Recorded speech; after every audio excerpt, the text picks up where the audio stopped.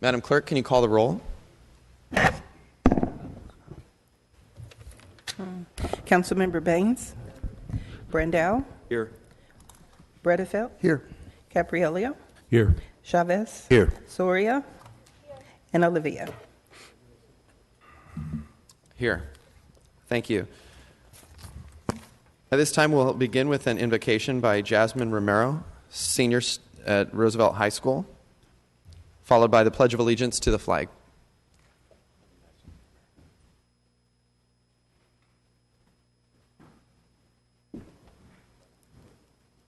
Can we bow our head in prayer?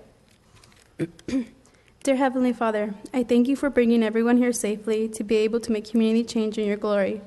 I pray that you give these decision makers wisdom. Let them see issues from different perspectives. Lord, I pray that you put it in the hearts of those here to run this meeting with the intent of changing lives instead of benefiting just one group. I pray that we come together to make change. Lord, we are not perfect, nor anywhere near perfect, but you love us anyways. Lord, remind us that despite our differences, we have a lot in common, such as your everlasting love for us and our undying love for you. Lord, lead us with humble hearts and open minds. Let us see the good and the good we can do for the people in Fresno. As we leave today, I pray that we leave today with an understanding of one another and respect for what we have to say, because in the end, we are all destined to be in your beloved kingdom, after we lived in your name with the choices that we make to glorify you. In the name of your Son, Jesus Christ, amen. I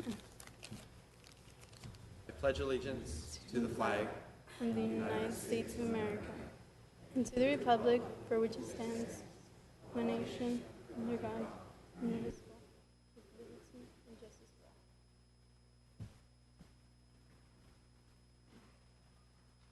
for all. Thank you, Jasmine. We move now to the approval of the agenda. Madam Clerk, are there any changes to the agenda today? Yes, there are. First change is item 1D. Under item 1D, there's 3 subsections, and the third subsection should read, approve the sale of a portion of an alley northeast of North H Street between Freeway 180 and Dry Creek Canal, owned in simple fee title by the City of Fresno. So we are striking adopt the attached resolution of intention number 1114D approving. So that's the first change. Number 2 is under the consent agenda, items 1M and 1N. They both need to have the title, in the title, resolutions. They're adopted by resolutions. Third change is item 3A, which is a vote scan technology. That has been moved from general admin to consent per staff. Fourth change is item 4A, which is regarding multiple unit residential uses. This has been removed from the agenda. And finally, there's an addition to the council meeting schedule, and we're adding a meeting on March 30th. It's a special meeting, and it's regarding a resolution of initiation for a text amendment to prohibit recreational marijuana operations, dispensaries, and sales within the city of Fresno. That's all I have. Thank you. At this time, Chair will entertain a motion to approve the agenda. We have a motion. I'll second. The screen is clear. Is there any opposition? Motion carries 6-0 with Member Chavez not present. Oh, you want to speak? Council President, I don't know if this is appropriate time, but No, it is. I'm not going to, March 30th, why are we having a special meeting for, I wasn't called and even asked about this. Okay. The special meeting was scheduled at the request of the administration and Member Bredefeld. If I may interrupt, I allowed it. I'd like to make a motion to continue that item to the April 6th regular meeting. I have a conflict of interest, and I know others Do we have a meeting? conflicts of interest. We have a regularly scheduled meeting on April 6th? April 6th. That would be my motion. Hey, City Attorney, are we moving along okay? I mean, we did approve as part of the agenda, but yes, would it be appropriate at this time to entertain motions to reschedule that special meeting. You could do that now, since the clerk had brought up the matter now. You could do it during council member reports and comments. It's a procedural matter. And under the council rules of procedure, of course, the council president has authority for these kinds of matters, subject to disapproval by a majority of the council. Okay. There may be Member Soria and I are going to go over something since we're both involved with the League of Cities. But in the meantime, go ahead, Member Brandow. Well, Council President, I wasn't done. Oh, no, go ahead. And I would just say it would have been nice for at least you to poll the council to make sure we could be available that day, because I won't be available that day either. On April 6th? No, I'm here April 6th because that's You're not here on, okay. No. March 30th. Go ahead, Member Bredefeld. Well, okay, and I would like, obviously, everybody to be here. Would there be any problem if we moved it to March 23rd as opposed to April 6th? I mean, that was, I guess, a big issue for me when I discussed this with the mayor, rather than putting this off for April 6th. If Councilmember Baines is not going to be here, you'll be here on the 23rd. That would work? I would prefer the 23rd. You would prefer the Yeah. 23rd? Then I don't think that I don't think we have to vote, right? We can just. No. Any council member has a right to put anything on a regular agenda anytime he chooses. So I guess it's up to. So Member Bredefeld would have to consent to not going ahead with the special meeting on the 30th and just say I'll put it on the agenda on the 23rd. Either that or through a council vote. I believe there's a motion to set it over to April 6th. The 23rd, we have a workshop. I'd like to hear the workshop, digest that information before I make any decisions. So April 6th would be my motion, and that's the date for our next regular meeting after the workshop. Okay. There's a motion then on the floor. Council President, Yeah, go ahead. I'm not going to be here on April 6th, so I'm going to vote no on the motion. Okay. Member Baines?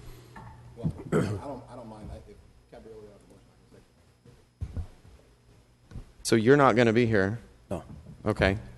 Shall we go out We're another? all going to be here on the 23rd. Why don't we just do it on the 23rd? It would be my recommendation that we all be here for this issue. And I agree. Just as Councilmember Baines isn't going to be here on the 30th, if Councilmember Brandow's not going to be here on the 6th, if you want the workshop, we can have the workshop scheduled in the morning if that works, and then hear the item later. But I share the same, I guess, the same opinion as my colleague in terms of we are having the workshop. I don't see that there's an emergency to take action. And so if we can go through the workshop, have an opportunity to digest the information and find the date where everyone will be here subsequently to do that, I would respectfully ask for that. All right. So where are we at? We have a motion to move it to April 6th. I might amend that to a later date. Council President, can I make a suggestion? Please. Any council member can put, and the city attorney already mentioned this, any council member can put on the agenda any item. The date can be worked out after this. We just need to make sure that, I think there's consensus that we're not going to have a meeting on the 30th. There we go. So, I mean, if we don't have to necessarily set that date now. No. Member no. Bredefeld is obviously diligent and interested to find out, to find a date where this can be heard. So we can just, I guess we can remove it for the 30th, and then he'll find another date at that time. Very good. Okay. I think the next one after that's April 13th, if that's people can Well, think about I'm that sure and see if that's a date available. I'm sure that he'll work it out because, obviously everyone wants to be here to hear that important item. All items are important, but Council President, to be clear then, the special meeting notice is being canceled. that's correct. And there's no longer, the motion's been withdrawn. Okay. That's that. Now we move to, if there's nothing else, everyone, then we'll move to ceremonial presentations. And the first one is Councilmember Brandow with the SPCA Pet of the Month.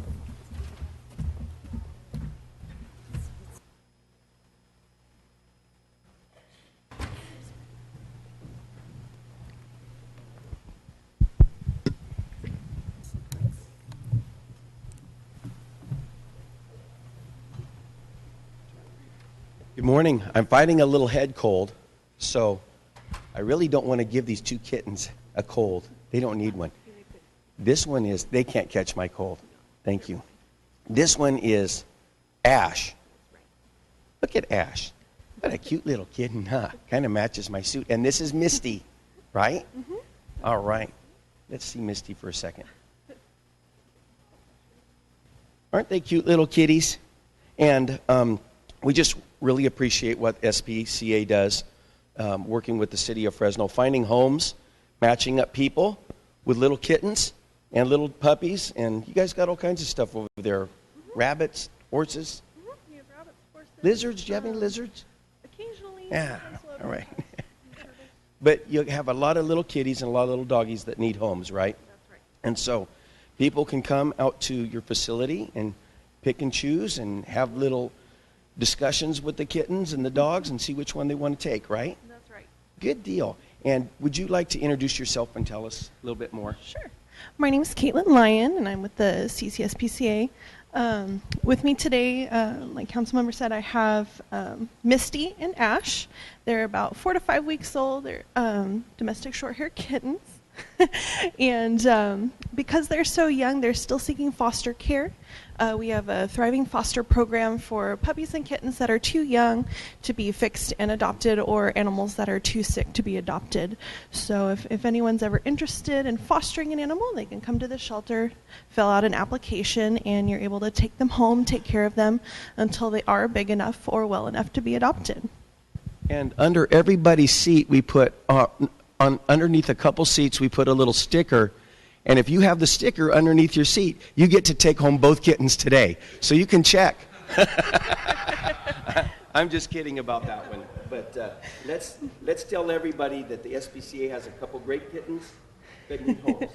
That's right. Thank you. Thank you very much. I think Speckles could use company. Oh, no. For my cat, here's lunch and there's dinner. So we have to watch out about that. These are too tiny. Thank you. Our next proclamation will be Wall of Honor Inductee Day, and I'm going to present that, and we'll be joined up front by Lucy Ruiz, Dr. Paul Parnell, and former trustee Dottie Smith. If you can meet me down there, please.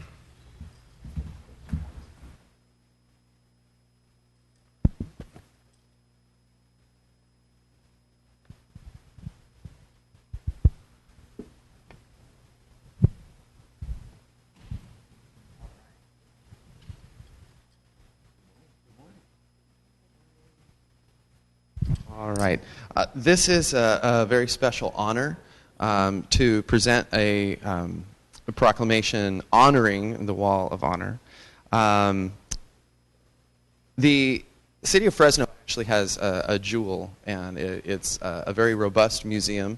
We have the Fresno Art Museum, but we also have the African American Museum here in the city of Fresno. And everybody should go out and take a look at it, myself included. It's been years since I've been there. And so everybody should really take a look at that. And included in this museum is this very special creation, the Wall of Honor.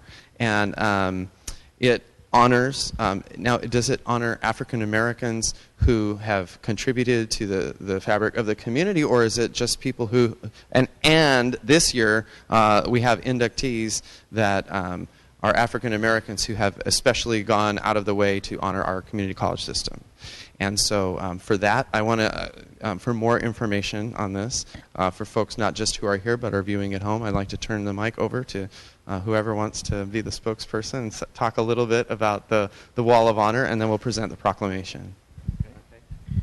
I was nominated to be the spokesperson, but Dottie Smith is on the board for the African American Museum, and as well as Lucy. And we just had a ceremony where we inducted 3 new members, Dr. Joe Lee, Marshall Kelly, and Tamara Emerson. And they are all local people, a superintendent, a CPA. Marshall was the first African-American CPA here in the community. Joe Lee was the superintendent of schools. And Tamara currently teaches for us in accounting up at our Madera Center. So they've made significant contributions to our community, and we're proud of them. Dottie Smith, our former trustee for us at State Center Community College District, she was our MC, and she did a fantastic job. So she could actually teach, but she asked me to talk to you today, but she's the one that asked me to do that. So I don't know if Lucy or Dottie have anything else to say, but we're proud of our members. I'll say a few words. I just want to say we celebrated the 20th anniversary of the inductees into the Wall of Honor. And the whole essence of the Wall of Honor, it was started by our former Chancellor, Bill Stewart, to have a collaboration with the African American Museum and the Community College District.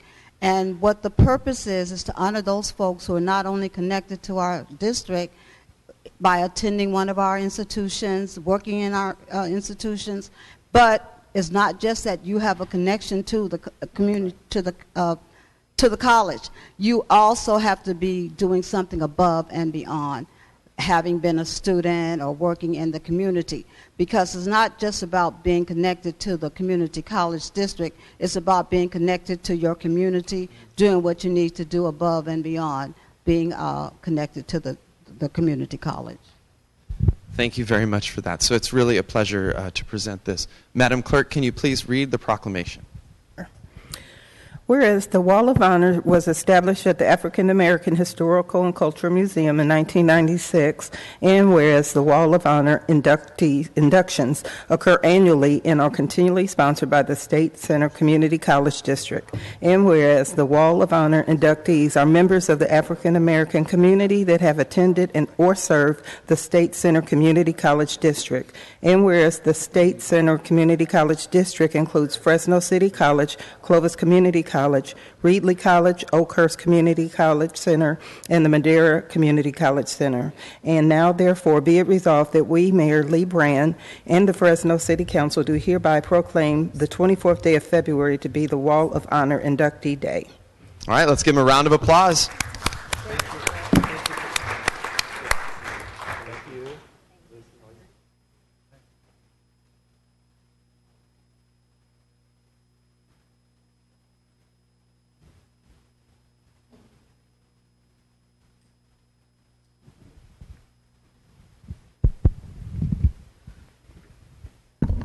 Our next proclamation is from Councilmember Soria. Oh, there you are.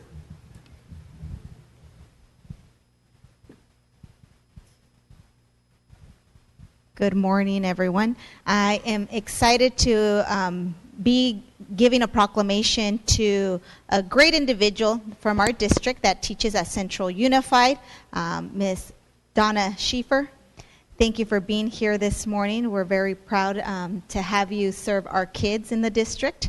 We know that you work very hard and tirelessly to ensure that our kids have a great education. I also want to introduce a couple other folks. We do have our superintendent, Mark Sutton, here, Robert Perez, Central High School principal, and Dave Holterman, right, director of Central West Campus. Thank you, gentlemen, for being here, for accompanying Ms. Schieffer in this great morning. So I just want to say a couple things. So today we are honoring Central High School West Campus teacher Donna Schieffer, who recently was recognized by the Carlston Family Foundation at the 14th Annual Outstanding Teachers of America Awards. She has spent her entire life here in Fresno, where we are proud of her commitment to our children. I know that every day the work that she does impacts the lives of many kids that go through her classroom. She is a graduate of Fresno State with a bachelor's in biology. After graduating, she became an emergency medical technician, a CPR instructor. She then became a teacher and has been helping students for 17 years at Central High West. She also serves as a science department chair, and through her work has increased the rigor and success of science courses in Central Unified School District. And we know that science is so important in today's age. We always want to encourage more, not only young men, but young women in the sciences and the STEM careers. So I'm excited to have someone like her.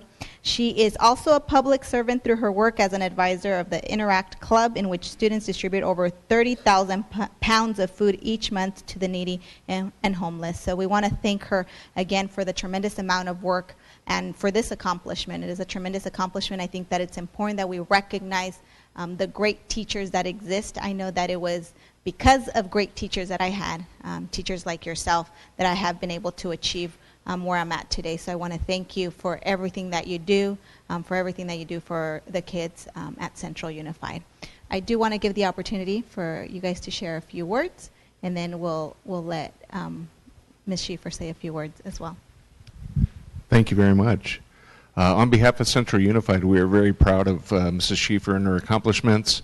To be recognized as one of 6 people in the United States as receiving this recognition is quite remarkable. So we just wanted to make sure that the city knew about this, and we're very thankful that you would take time this morning and recognize Donna and her accomplishments. So thank you. As a principal at Central High School, I know the benefits of having an instructor like Donna at our school site. She's a tremendous asset to our school site, for our community and our students. So I do want to thank you for recognizing Donna. She's a special teacher, and we are very fortunate to have her at our site. They've said everything that I would say, but as the person that interacts with her almost every single day, I'm so proud of her, and our students are so blessed to have her as their teacher. Thank you so much for this recognition. I'm dealing with a little bit of laryngitis, and I need to give an AP lecture in about an hour. So I'm going to keep this short, but I just want to tell you from the bottom of my heart what an amazing, just what a blessing this is for me to be here today to receive this, and just to know that it's so wonderful to be rewarded for something that you go to work doing every day. It's just a part of who I am. It's a part of what I love doing with my kids. And especially to see Fresno kids move on and go above and beyond whatever they thought their platform was, whatever their plateau was. I want to see them go higher than that. And it's wonderful to have students come back to me. That's really a gift, to be able to have them come back and say that I was a part of that journey for them. So I couldn't have asked for a better honor, but today is so wonderful. So thank you. Thank you again. And Clerk, if you could read the proclamation for the record. Whereas Ms. Donna Schieffer has spent her entire life in the Fresno area, and whereas she attended Fresno State University, where she majored in biology and graduated with a Bachelor's of Science, and whereas after college she was trained as an emergency medical technician and also became a CPR instructor at a local hospital, and whereas after 3 years she returned to school to get her single subject teaching credential from National University and began her student teaching at Central High School West, where she has now taught biology and zoology for 17 years, and whereas she also serves as the science department chair, where she assists in evaluating what is working and what is not working in science classes, and whereas Donna is also the advisor of the Interact Club, a community service club in conjunction with the local Rotary Club, and whereas Donna was the Central Unified District's Teacher of the Year 2015 and a finalist for the Region 7 California League of High Schools Educators the year 2014. And whereas the City of Fresno is proud to congratulate Ms. Donna Schieffer for her recognition by the Carlson Family Foundation's 14th Annual Outstanding Teachers of America Awards and show appreciation for her efforts and willingness to improve the lives of our students. Now, therefore, be it resolved that we, Mayor Lee Brand, and the City of Fresno Council do hereby recognize the achievements of Ms. Donna Schieffer and do hereby proclaim March 2nd, 2017 to be Donna Schieffer Day in the City of Fresno.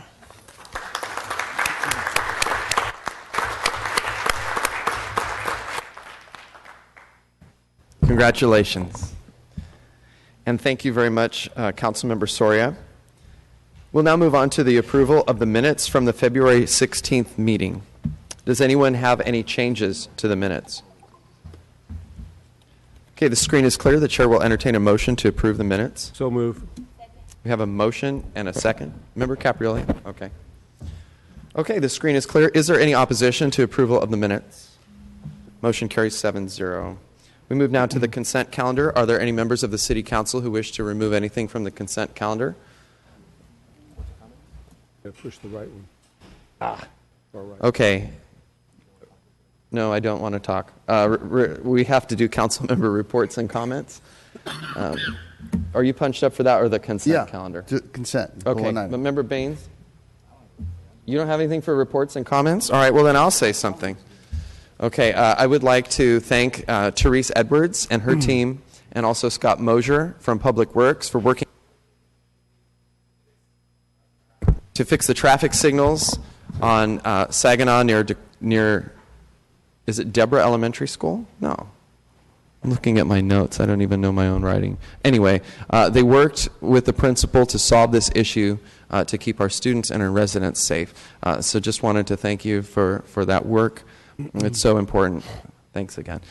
Okay, anybody else have a report? Okay, Member Capriolio. Thank you. I have a couple of things here. Last Saturday, I went to Woodward Park to support the Fresno Police Chaplaincy.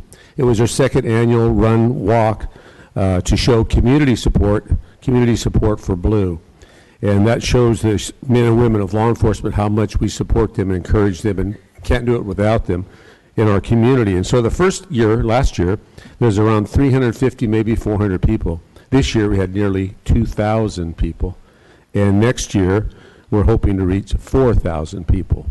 And it's a great organization. People had a lot of fun. We had the K-9 unit out there, motorcycles, Dutch Bros, food trucks. So next year, please join us at Woodward Park for the third annual Run Walk to Support Blue.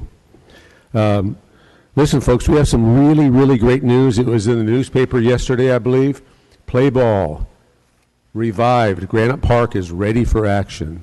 So that's a huge thing for District 4. And after so many years of battling that situation, it's a pleasure to invite all of you to attend Saturday's grand opening, 9 o'clock at the ball fields. And I want to thank Terrence Frazier, T.J. Cox, the mayor, our city manager, and his team.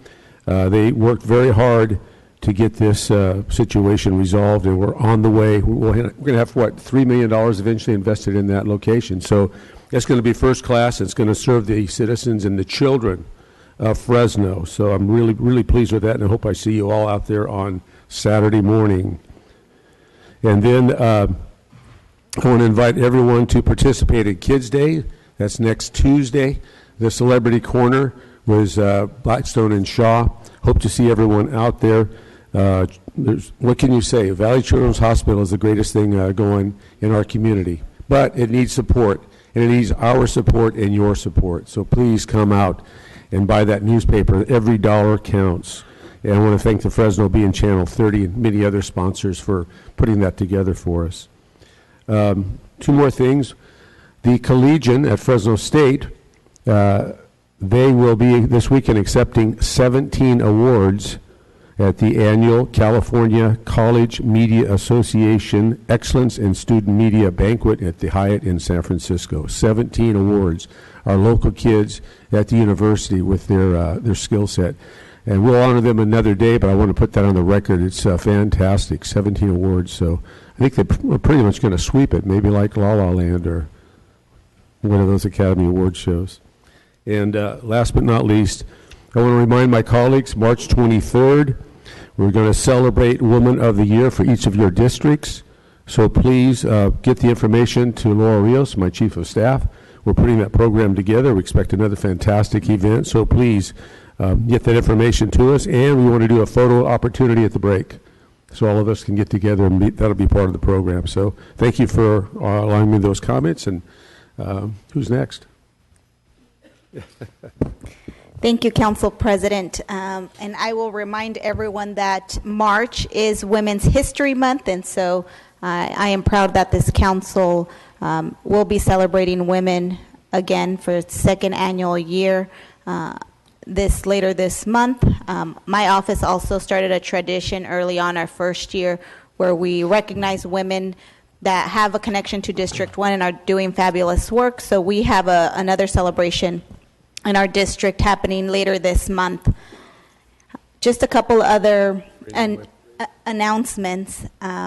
So Mardi Gras was past Sunday. I did participate. I had some of my interns and also part of I have some young council members that are part of our leadership program. We came out. There was a lot of people out there. It was a beautiful day.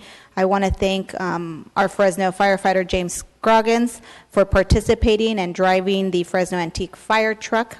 Always a great time. I also just want to let folks know that my office, and I want to thank my council colleague, Oliver Baines, for hosting and helping host a Know Your Rights workshop. We did it in collaboration with the Mexican Consulate of Fresno, Central Valley Immigration and Integration Collaborative, Centro La Familia, Mi Familia Vota, and also the bishop. They hosted it at St. John's Cathedral. We had about 300 families come out. It was a great event, a great turnout. There is a need for more education and information for our community, so I was proud to be a part of this. We will continue to host these types of educational forums throughout the city so that our community has access to the proper information. They have access to the immigration legal resources that are available. We also had a panel of pro bono immigration attorneys that are credible and have great expertise that provided invaluable information. We actually got really good feedback. I do also want to give a big thanks to Chief Dyer for sending and for having Deputy Chief Robert Navarez and Officer Lydia Carrasco to come to speak at the workshop and just talk about our existing police policies regarding immigration enforcement. So I was very grateful for their presence. That's how we begin to develop community trust and get to having true community policing, being out in the community and building those relationships. The other thing that I want to just announce, it was an exciting day on Tuesday. I've been working with our Fresno County Supervisor, Brian Pacheco, and also with a number of folks in the community, specifically Highway City CDC. And Fresno Housing Authority in developing a great project out west of the 99 in the Highway City area.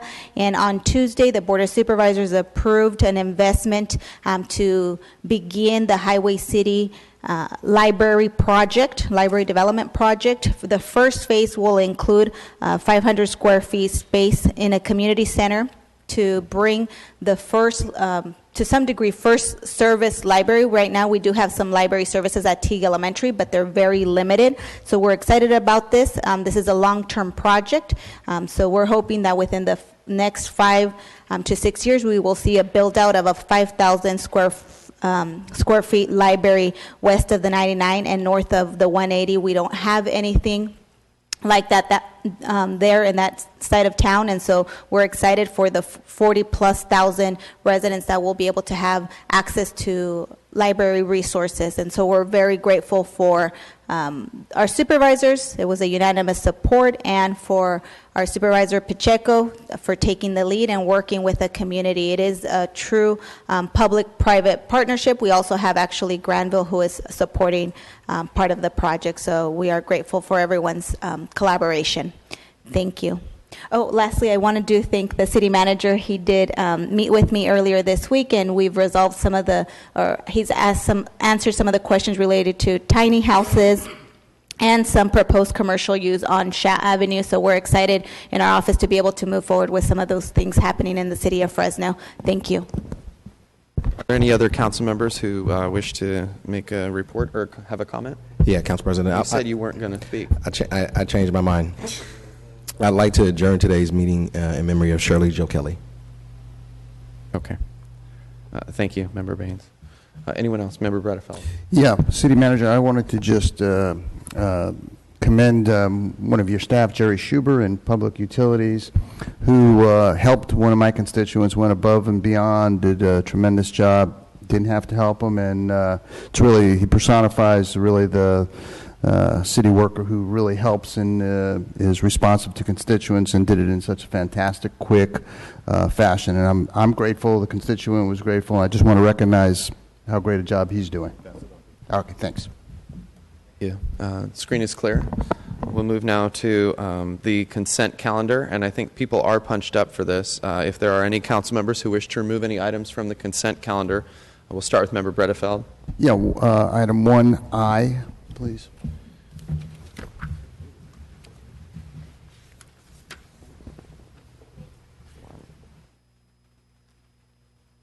Member Soria. I'd like to pull item 1I. Okay.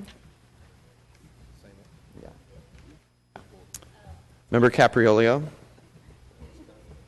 That was council comments punch-up, so you forgot to clear me. Okay, thank you. Member Baines for consent calendar. Okay. All right. At this time, we'll go out to the public. Are there any members of the public who wish to comment on any item contained in the consent calendar? Come forward.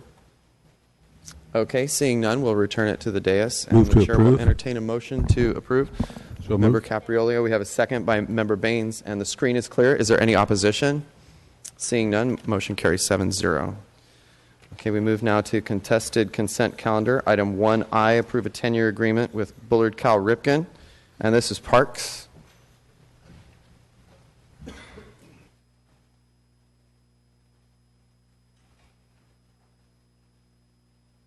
One I. There we go.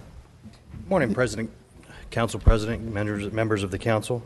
The Parks Department is requesting the approval of a 10-year agreement with Bullard Cal Ripken for the, in exchange for the maintenance and use of the field, that their fees would be reduced for the period of 10 years. They've been a partner of ours since 2011. They've done an excellent job in maintaining that park and that field for the use not only for Bullard Cal Ripken, but for the public, general public. Bullard Cal Ripken currently serves approximately 2,000 kids in their program, not only at Fig Garden Loop, but at various other school sites. And we are generously, we are requesting the approval of this agreement. Yeah. Questions? Yeah, the question I have, I mean, this sounds like a good model for dealing with some of the issues we have with park maintenance. I mean, it sounds like a public-private partnership. I'm just wondering, I mean, can this be kind of the standard? We've talked about this with the park maintenance. We've looked at this, obviously, with the River Park Little League. We're looking at it here. It sounds like this is the way to go to maybe help defer some of the costs. Right. This particular contract has been in place for 3 or 4 years. This is a slight 2011. 2011. Right. That long? Yeah. I'm aging myself. So we have other agreements with other groups. We have one with StenCal Baseball for Al Radka. Fresno Senior Softball League. Fresno Senior Softball. And so this is just an amendment, not an amendment, but it's an a renewal of an existing agreement that's been around for about, I guess, 6 years now, Kyle. Correct, right? yeah. So, yeah.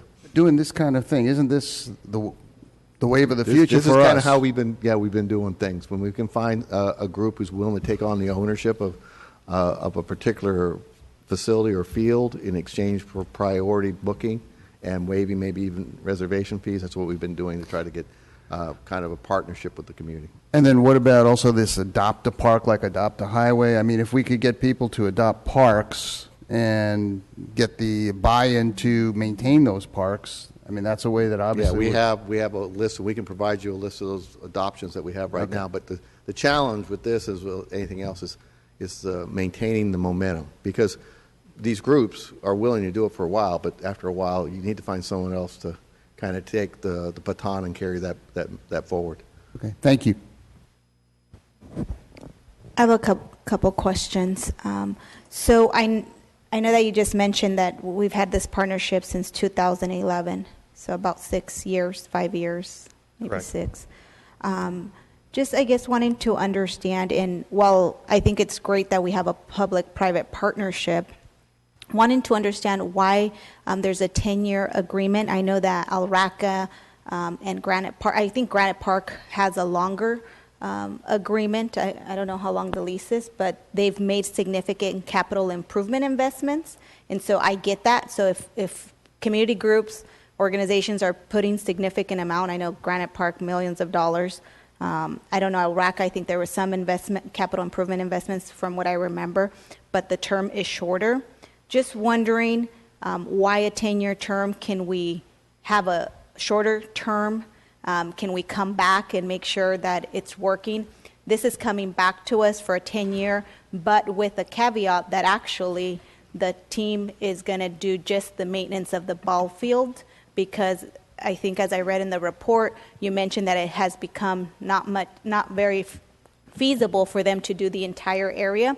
And so that's what I worry about. I have an organization as well that has taken over partial now because we've scaled back because they can't afford to do the entire maintenance. And so I'd like to for us to come back. I know that we're exploring the Parks Master Plan, but really to have some kind of standard format, how we're going to move forward.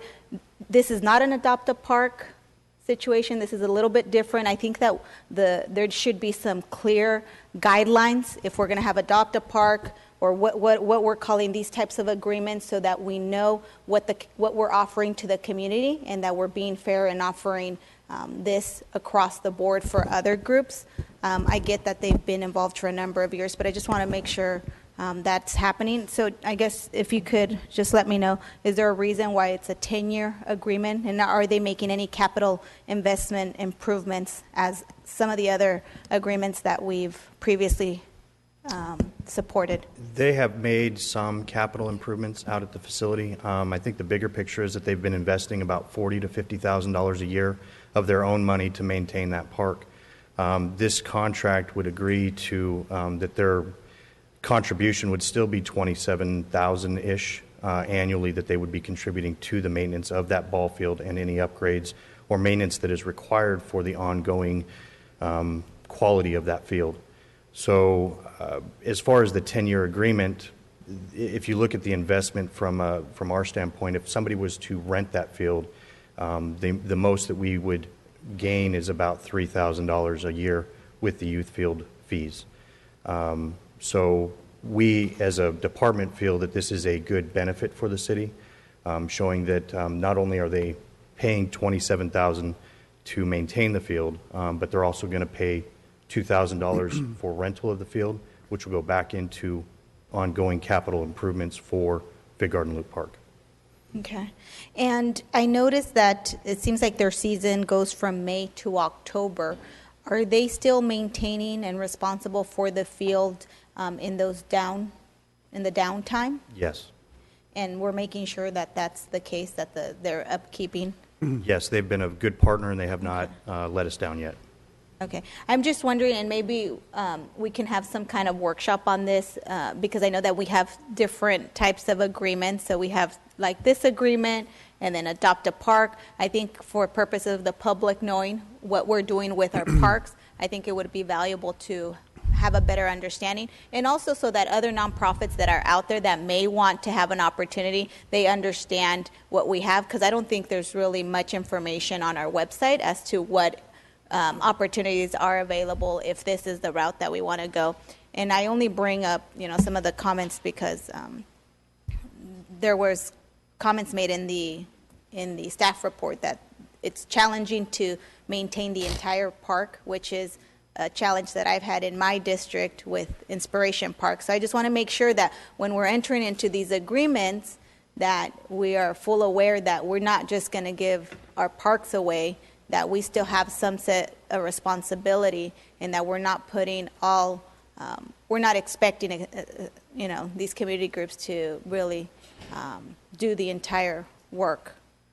So I just wanted to make those comments, but I appreciate the responses to the questions.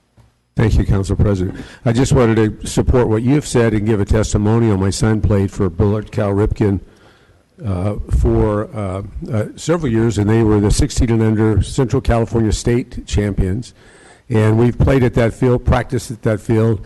They work on that field. As a parent, I help do the bleachers, and they're just really an active, good group. And when they say they're going to do it, they do it, and it really helps out the kids. And so I'm proud to support you on this issue and Bullard Cal Ripken baseball. They're fantastic. Made a difference for my son.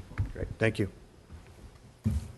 All right. I'm going to make a motion to approve this item. I appreciate the conversations for sure. They're all valid, but this contract's ready to go and people are ready to play baseball and enjoy the time out there at Big Garden Loop Park. So I'm going to make a motion to approve. Second. Okay, we have a motion and a second. The screen is clear. Is there any opposition? Okay, seeing none, motion carries 7-0. Thank you very much, and congratulations to all. All right, there was another item that was removed from the consent calendar. Okay, no, there was not. So let's see what we have for as far as timed items. Okay, we have you're in my ear. You've got me all confused. Item 1N was a joint meeting with the Fresno Joint Powers Finance Authority from Finance Department. Council President, that was considered part of consent.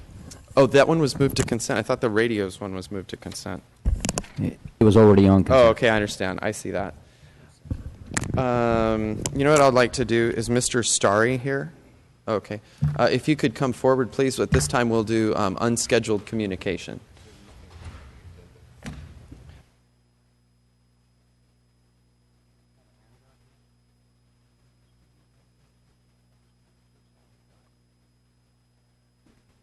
Thank you for your service, Paul. Thank you.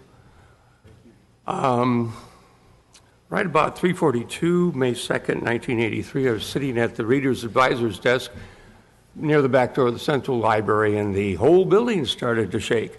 I went to the back door where you're supposed to be sitting or standing when an earthquake starts. That was the Kalinga earthquake, and I looked out on the brick and the cement and the asphalt, and I didn't like what I was seeing. The last thing I planned on seeing for the rest of my life, the next 2 minutes.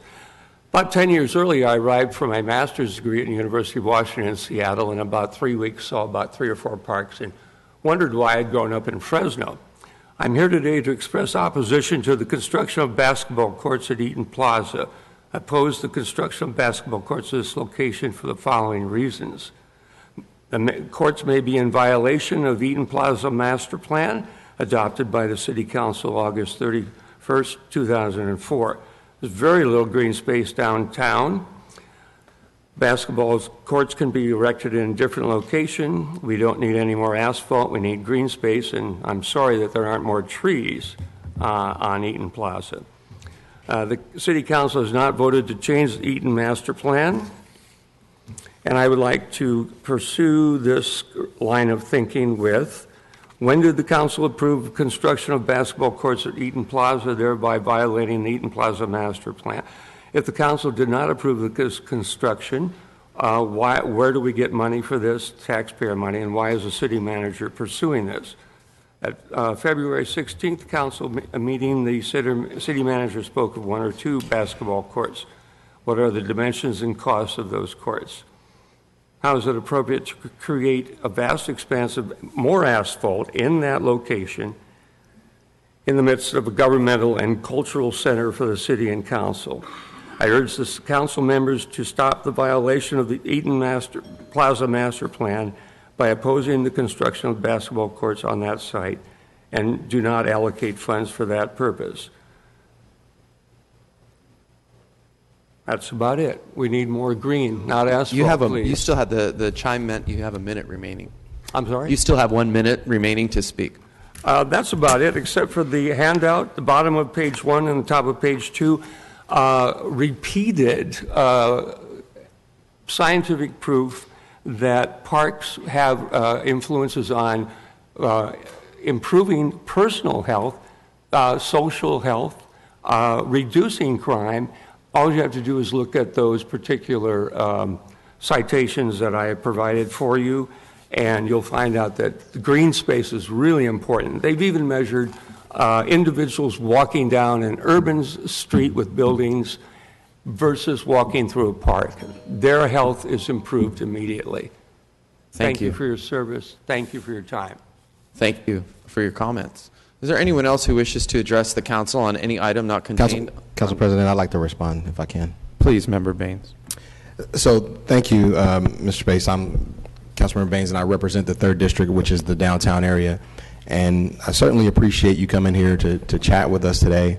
But I wanted to just offer a couple of other thoughts if I could. Particularly, and I'll just start with where you left off when it comes to health and activity. Basketball is an amenity that I would submit that is also improves health as well through exercise. And I'd also like to add that people that actually live downtown are looking for amenities to our parks. And while I certainly appreciate lots of folks from around the city coming to express their concern about green space in downtown, we have more and more people moving downtown that are looking for activity. And I would hope that the sentiment of people that live there is taken into account. And City Manager, if I might ask really quickly, how much we keep hearing this argument about so much green space is being taken out by a basketball court. What really are we? What are we talking about? I'd just like to put it in perspective, if possible. Well, if you were to look at the 2004 Eaton plan, which is inconsistent now with our downtown specific plan because it calls for the closing of Mariposa, and the council last fall voted on our downtown specific plan, which leaves Mariposa open. But if you look at that plan that was the council adopted in 2004, the centerpiece of this plan, which also took out all the parking that's across from the courthouse, was a very large fountain, concrete fountain. There was also a lot of hardscape, a lot of sidewalk or concrete in this plan. While there were a lot of trees, if you look at the total amount of green space that would have been left, it would be probably less than what's there now, because it would be made up of, again, fountains and hardscape sidewalks and that nature. One basketball court, maybe even two, takes up less or about the same amount of space as that fountain did. So we are looking at ways to augment the existing site with additional green space.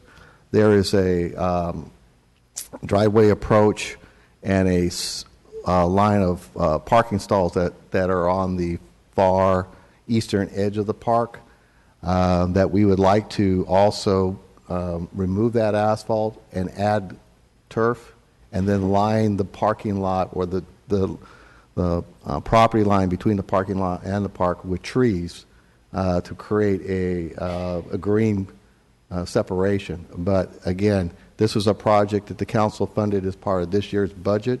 It is funded, and we are moving forward with both looking at the actual cost, engineering architects' design and engineers' estimates. But as was pointed out, it is in conflict with the 2004 master plan, which we have to bring back. It's in conflict with our downtown specific plan. So in addition, before we even award a contract or go out to bid, we're going to need to have that cleaned up, and that will be subject to council and a noted action to the public. No, thank you, City Manager. And while I am, like I said, I'm happy to have the discussion. I think that, parks are more than just grass. There are amenities that, many people enjoy in parks. And the idea of adding the opportunity for activity and an amenity to a park, I think, is a good thing, particularly for people that live there. And then finally, I'd just like to remind our speaker that we just built a new park in downtown, which added significant green space. So we're not exactly going in the opposite direction. We definitely are going in what I think is the appropriate direction, and we're always trying to make our parks better and add amenities. So anyhow, thank you, Council President, for indulging me. But I wanted to, many of you have received emails and, like myself, or phone calls, and I certainly wanted to offer, some other perspective to this discussion regarding the Eaton Plaza Park. Thank you, Member Baines. For unscheduled communication, is there anyone else in the gallery who wishes to address the City Council on any item not contained in today's agenda? Please come forward. Okay, seeing none at this time, we will close unscheduled communication. City Attorney, let's go ahead and go into closed session. Okay, in closed session, we have several matters in litigation. We have Brewington versus the city, Maez versus the city, Griggs versus the city, and also labor for Local 39. And on the labor item, there's an opportunity for the public to speak if desired before we go into closed session.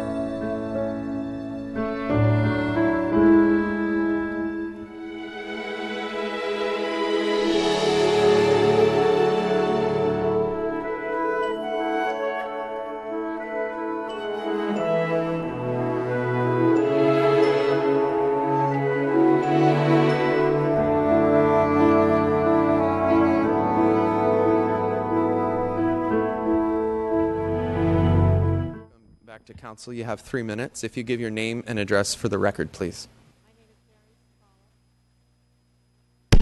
My name is Mary Savala. I'm speaking for the League of Women Voters this morning. And I want to tell you that last week the California State Office of Research and Planning was here in Fresno meeting in these chambers to present a workshop on the new guidelines for general plans in California. The workshop was sponsored by the League, Metro Ministry, Leadership Council, Chamber of Commerce, the Business Council, and Sequoia Riverlands Trust, along with Fresno County Council of Governments, the City of Clovis, and the City of Fresno allowed us to use these chambers for that presentation, and we are here today to thank you very much. It was a nice combination of community-based organizations and government. And thank you again. Thank you very much for your comments. And you're also going to be speaking for item 4B, correct? That's correct. Very yes. good. Thank you. At this time, we'll move to our 10 o'clock item number 1. This is a hearing to adopt resolutions and ordinance to annex territory. Good morning. I'm Andrew Bonelli with the Public Works Department. This is a public hearing to consider annexation into Community Facilities District for a new subdivision at the corner of Olive and Polk. We have received ballots from all the landowners, all in favor of the annexation. The annual assessment is $540.57 per lot. Thank you. At this time, we'll go out to the public. Are there any members of the public who wish to address the council on this agenda item? Seeing none, we'll return it to the dais. The screen is clear. The chair will entertain a motion to approve. So move. We have a motion. I'll second. The screen is clear. Is there any opposition? Seeing none, the item carries 7-0. Moving on now to the 10 o'clock item number 2, a continued hearing to consider plan amendment. This is also DARM.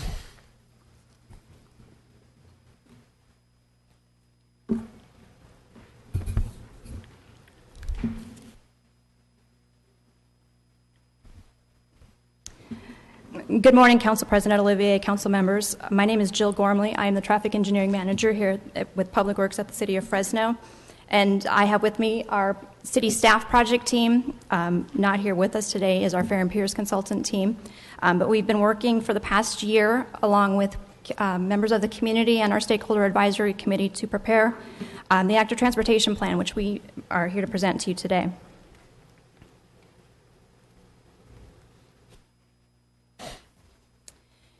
The active transportation plan is a vision for building the pedestrian and bicycle networks that are accessible to all and provide connectivities for all of our current users and future users throughout the city of Fresno. We prepared the active transportation plan as an update to our 2010 Bicycle Masters and Trail Plan.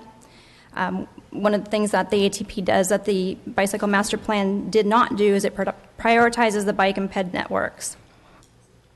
Our ATP is also required for funding sources. It is a state requirement to obtain ATP funds. Measure C also requires that we have a plan in place in order to obtain Measure C funds, and that plan be updated every 5 years. Other grant sources are also requiring that an ATP plan be in place, just to show that there is planning involved, and also for the outreach component that goes along with these planning documents. The City of Clovis, they recently finished their ATP plan. Fresno COG is going to start soon on a county ATP plan, and Caltrans has also prepared I believe it's their first ever bike and ped plan that is out for review right now. As part of the preparation of the ATP plan, we met with a stakeholder advisory committee and developed goals that the plan is based on, and they apply throughout the city of Fresno.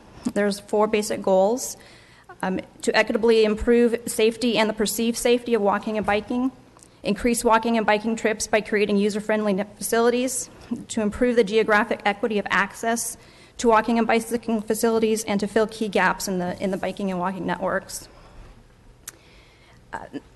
Like I said before, we've been working on this plan for a little over a year. We assembled a stakeholder advisory committee, and we conducted 3 meetings with this committee. That committee was made up of about 37 members that represented 27 different organizations and agencies. We also held 2 sets of public workshops that were hosted by Fair and Peers and the City of Fresno staff. The first set of meetings basically introduced the plan and let them know that we were going to be gathering input from the community. And the second set was our presentation of the draft networks for both the PED and bike networks. We also partnered with Cultiva La Salud and Leadership Council for Justice and Accountability to host 2 other meetings. In addition to all the public meetings that we had, we also hosted an online mapping tool on the city website. That tool was available for 24/7 for anybody that didn't want to come to the meetings or had thoughts after the meetings, and it proved very valuable. We received almost 400 comments. As part of the ATP, we developed these networks for bicycle and pedestrians that include the entire city, and they're meant to provide connectivity and be accessible for all users. They include things like trails, bike lanes, bike routes, and sidewalks.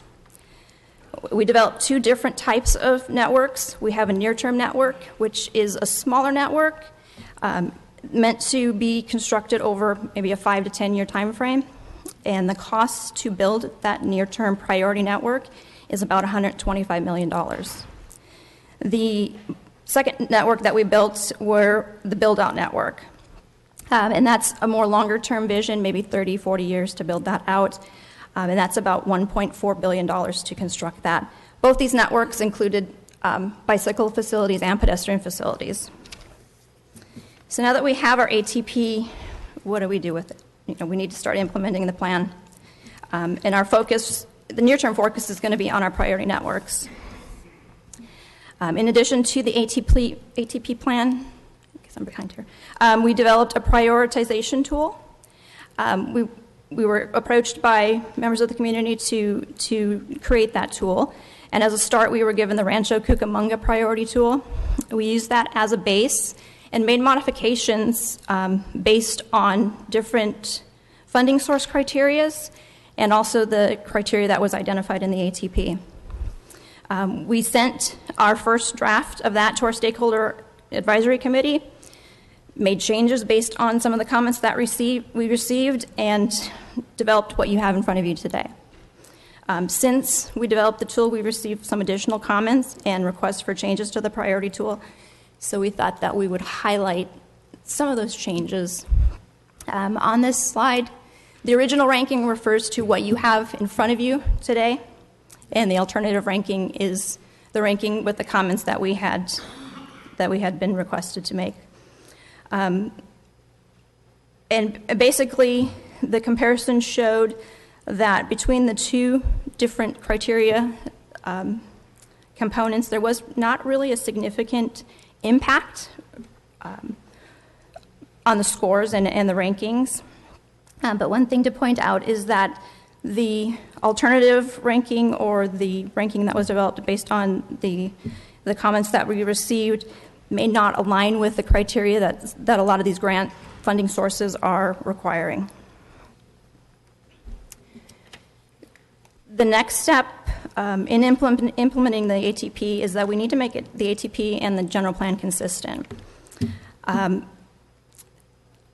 So we brought before you today a general plan amendment. The general plan amendment that you have before you today does a few things. It amends figure MT2, which is the path and trails map in the general plan document.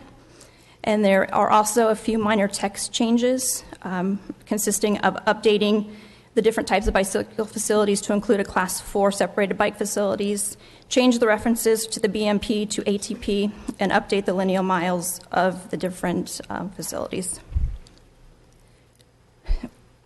Our project team took the ATP and the general plan amendment to the different council district project review committees. In general, they were all supportive of the plan and the amendment. Those with quorums recommended approval, and others were supportive. We also prepared a mitigated negative declaration for the project. As projects come online, they will also go through their own individual environmental reviews, but we prepared one for the project. And project-specific mitigation measures included would apply to any sites that had hazardous materials and to protecting the operation and maintenance of the canals. So our request today and our recommendation is, number one, that you adopt the environmental assessment and mitigated deck that's dated November 17th, 2016. Adopt the active transportation plan and approve the plan amendment. And also adopt the prioritization tool for use with projects that improve the active transportation infrastructure. As far as ATP goes, what's next for us? We're going to continue to coordinate with our Parks Master Plan process. We will continue to pursue grant funding for ATP projects on the priority network, and we'll make updates to the plan every 5 years. That concludes my presentation. We have our project staff here, as well as myself, to answer any questions that you may have. Thank you very much. City Attorney, is staff here for the 1005 item? Okay. Yes. In the interest of efficiency and time, because this one, the ATP item, I have a number of cards, and there are folks who wish to speak, and members of council as well. So the 1005 item is fairly routine. Let's go ahead and call that one right now. Staff could present on the hearing to reconsider rezone application.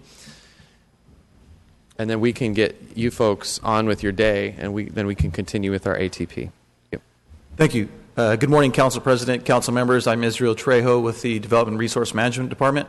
Staff is recommending approval of the project. We have nothing further to add to the staff report. I can answer any questions you may have. The applicant is here as well. Thank you. Thank you. Are there any members of the public who wish to comment on this item? Seeing none, we'll bring it back up to the dais. Member Bredefeld. It's in my district. I'd like to make a motion to approve. There's a motion to approve. I'll go ahead and second. The screen is clear. Is there any opposition? Seeing none, this item carries. Let me see. We're missing one. So it was 6-0. All right, thank you. Let's return now to our 10 o'clock item. We just finished with our staff presentation. At this time, we have a number of cards. Yes, City Manager. If I could, because I know there's a number of people who want to speak to this item. As you notice in the presentation, given the level of interest in the criteria and the weighting and the scoring, I did ask, and as Jill pointed out, staff to prepare two lists. One list using the criteria that staff had recommended, which is in a lot of ways mirrors what the state of California uses. They also then ran an alternatives ranking using criteria recommended from some of the community stakeholders. As you can see, the overall change in projects is not significant. But from a more practical standpoint, when we submit projects to the state or the federal government through the local MPO, we don't just limit ourselves to one project. We at times will apply for or submit applications for 10, 15 projects. This is going to be no different. When the call for projects from the state is announced, we will be submitting multiple applications for multiple projects.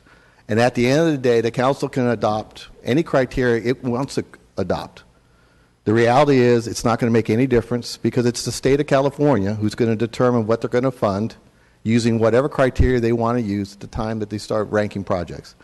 So with that, I just want to preface that conversation or that discussion because in the overall scheme of things, we can establish a criteria all day long. Council has the option of either adopting the ATP with the criteria recommended by staff. They can adopt the ATP with the criteria recommended by some of the community stakeholders. But the practical matter is at the end of the day, it'll be the state of California who will dictate what gets funded, not us. So with that concludes my comments. Thank you, City Manager. Okay, we have a number of cards on the ATP. Let's get started. Our first is going to be Mr. Juan Castillo from Cultiva la Salud. Come forward, please. Give us your name and address for the record, and you'll have 3 minutes. Hello, my name is Juan Castillo, and I work at 2409 Merced Street. So I'll be reading off this letter. Thank you, Council President and Council members. First and foremost, I want to express my appreciation to City staff for their work and commitment to developing an active transportation plan that will address the infrastructure needed for all residents to live an active and healthy life. This document does a great job of defining and identifying disadvantaged neighborhoods as having the greatest need of this infrastructure by recognizing areas with the highest need to be south of the 180. That is why an implementation tool that supports equitable and just infrastructure to areas that disproportionately lack access to parks and key destinations would help improve the most disadvantaged areas of Fresno and for its residents. Thank you. Thank you. Our next speaker is Gabriela Mares. Please come forward. You'll have 3 minutes and give us your name and address for the record.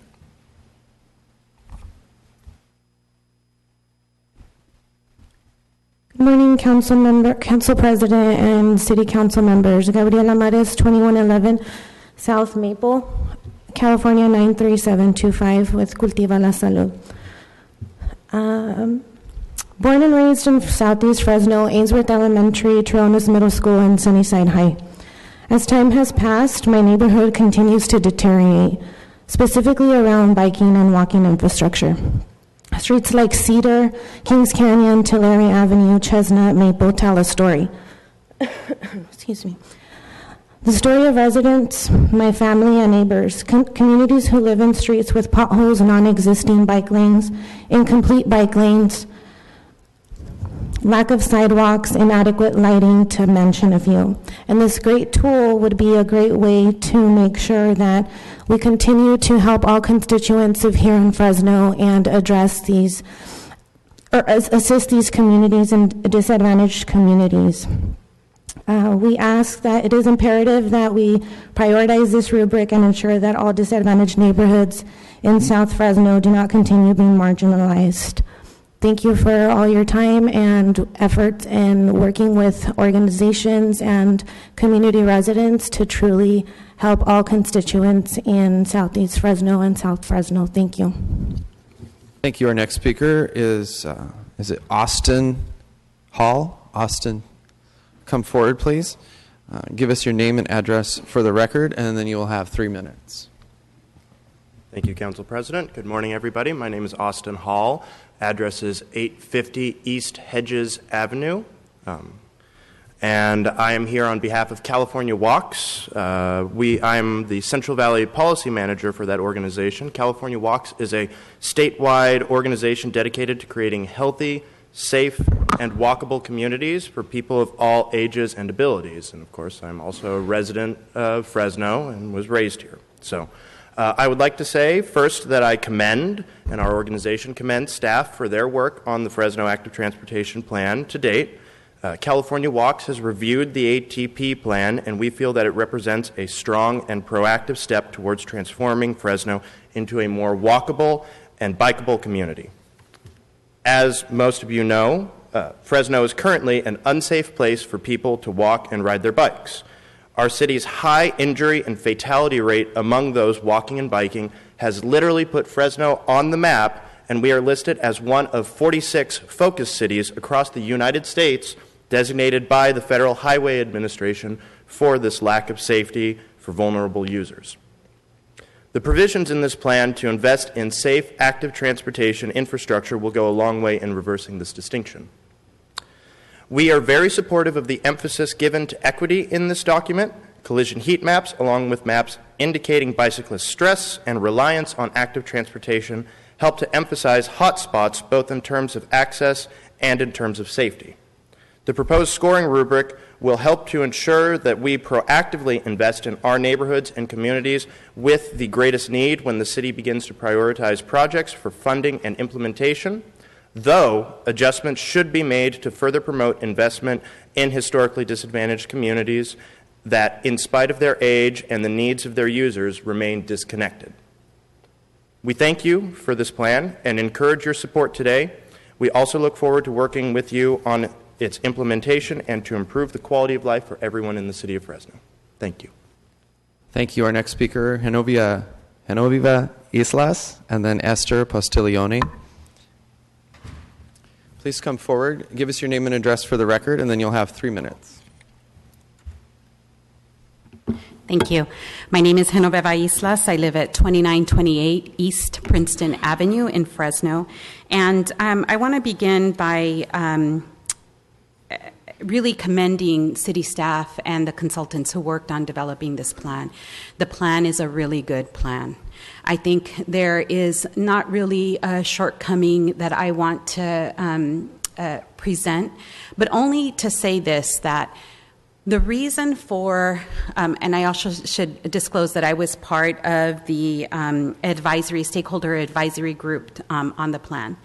The reason why we felt inserting a priority tool was not to discount the recommendations, as City Manager Red has said, that the state will ask when applying. Those recommendations, that rubric, are in place. What this tool does is that it allows us to look at the potential projects that the city has and say, these are the ones that we really want to move forward. And part of what the equity tool begins to look at is, where are those deficiencies?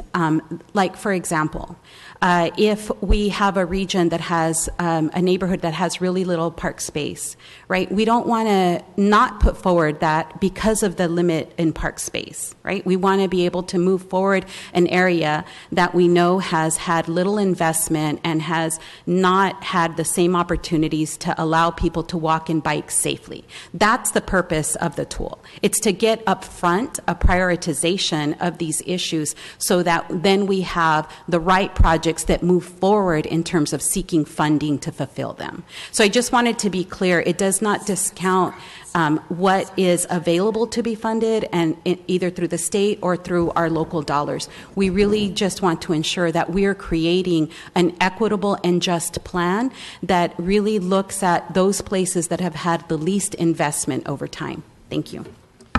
Thank you. Our next speaker is Esther Postiglione, and then Gracia Elenes. Good morning, Esther Postiglione. I live at 111 East Terrace. And I want to thank you all for allowing the time to speak here, Council President and Council members. I also want to echo what's been said about the city staff work on this active transportation plan. It has been tremendous. They have been at workshops, especially Randy Bell and Jill Gromley, who have come out to those workshops, who have spoken with residents about the active transportation plan. And I can't stress enough what wonderful work they've done in developing this plan.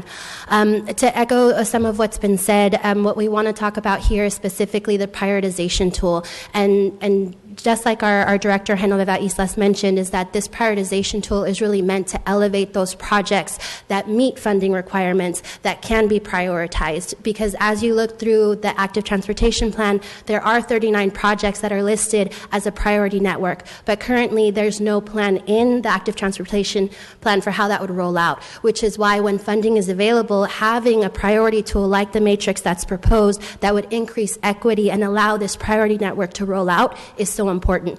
So what I really would urge you is to look through this priority matrix to ensure that it continues to promote equity in terms of active transportation opportunities throughout the entire city, and specifically in those neighborhoods that have been disadvantaged by access to active transportation opportunities, which we all know lie mainly south of Shaw. Thank you. I also have some comments here from residents living in District 5 that talk about their desire to see more opportunities to walk and bike in their community, so I'll just leave these here. Thank you.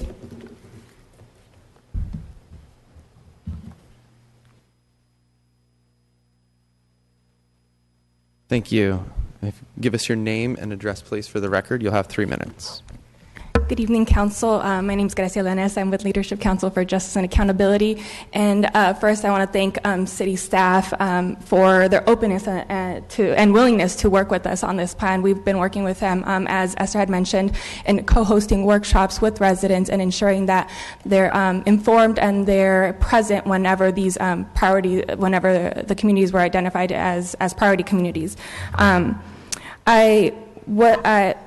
Although we are overall supportive of this because it does identify a lot of communities that were originally neglected, and there's a lack of sidewalks, lack of bike lanes, one thing that is a concern for us is the current prioritization matrix. As is, the plan will further perpetuate a cycle of neglect that will continue and that will continue in these long forgotten communities that we all work in, especially in South Fresno. A couple of the key issues that I would like to raise is the equity portion of it. As is, virtually any part of the city will receive an equity points, when in reality we know that the top 10% communities, according to CalEnviroscreen, which make up 40% of the census tracts here in the city of Fresno, that should really be our priority. We should really target those long forgotten, most disadvantaged communities through this tool. And by identifying the top 10%, which again is 40% of the census tracts here in the city of Fresno, for them to really receive those points. The second point I would like to make is the existing infrastructure and the right-of-way. As is, a lot of the communities that we work in don't have either of those. They either don't have the right-of-way or they don't have the existing infrastructure to connect. So adding that as a priority tool will again further perpetuate that same system that we have been seeing in these communities, and that will continue to further to push those communities into the system, into the status that they are now. The last thing I would like to elevate is the connectivity tool, connectivity to parks and connectivity to key destinations. That is something that again in South Fresno we do not have access to. Now, one thing I would like to clarify is simply because we want the city of Fresno to apply for all eligible grants. We do not want them to miss out on any opportunities. How this tool would be used would simply to pick out those projects which qualify and meet those requirements for said grant, and then use the prioritization tool to then rank those. In no way do we want the city to miss out on a grant and free money, essentially. This tool is meant to be used not just for state funding, but for all funding, local funding, CDBG money, Measure C money, all this funding that we know has a little bit more discretionary funding sources and can be used. And I think that's all I have today. Thank you so much. Thank you.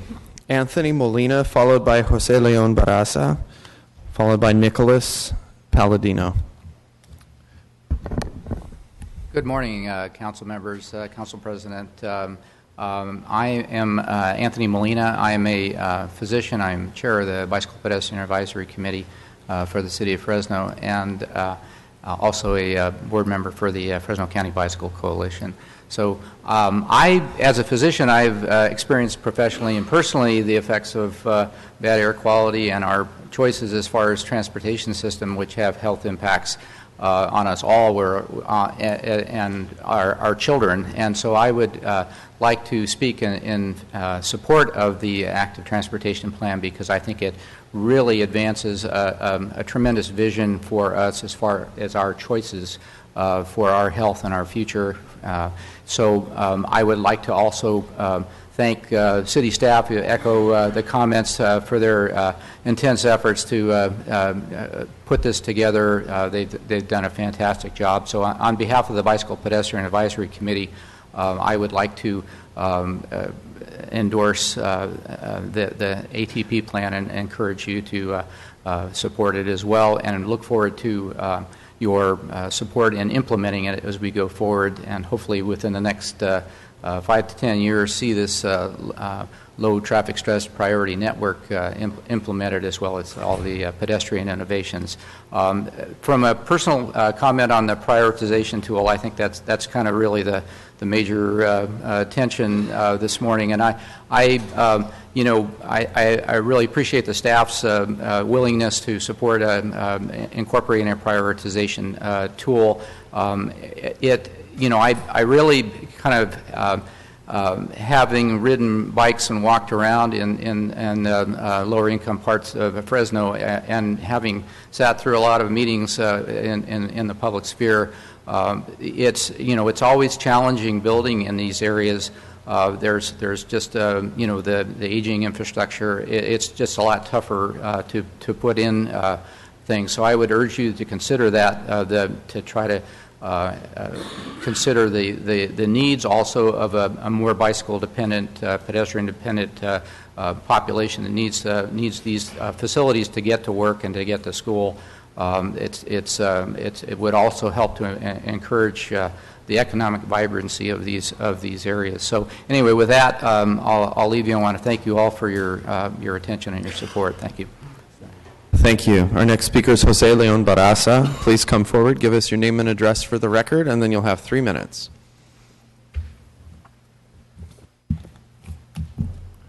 President Olivier, members of the council.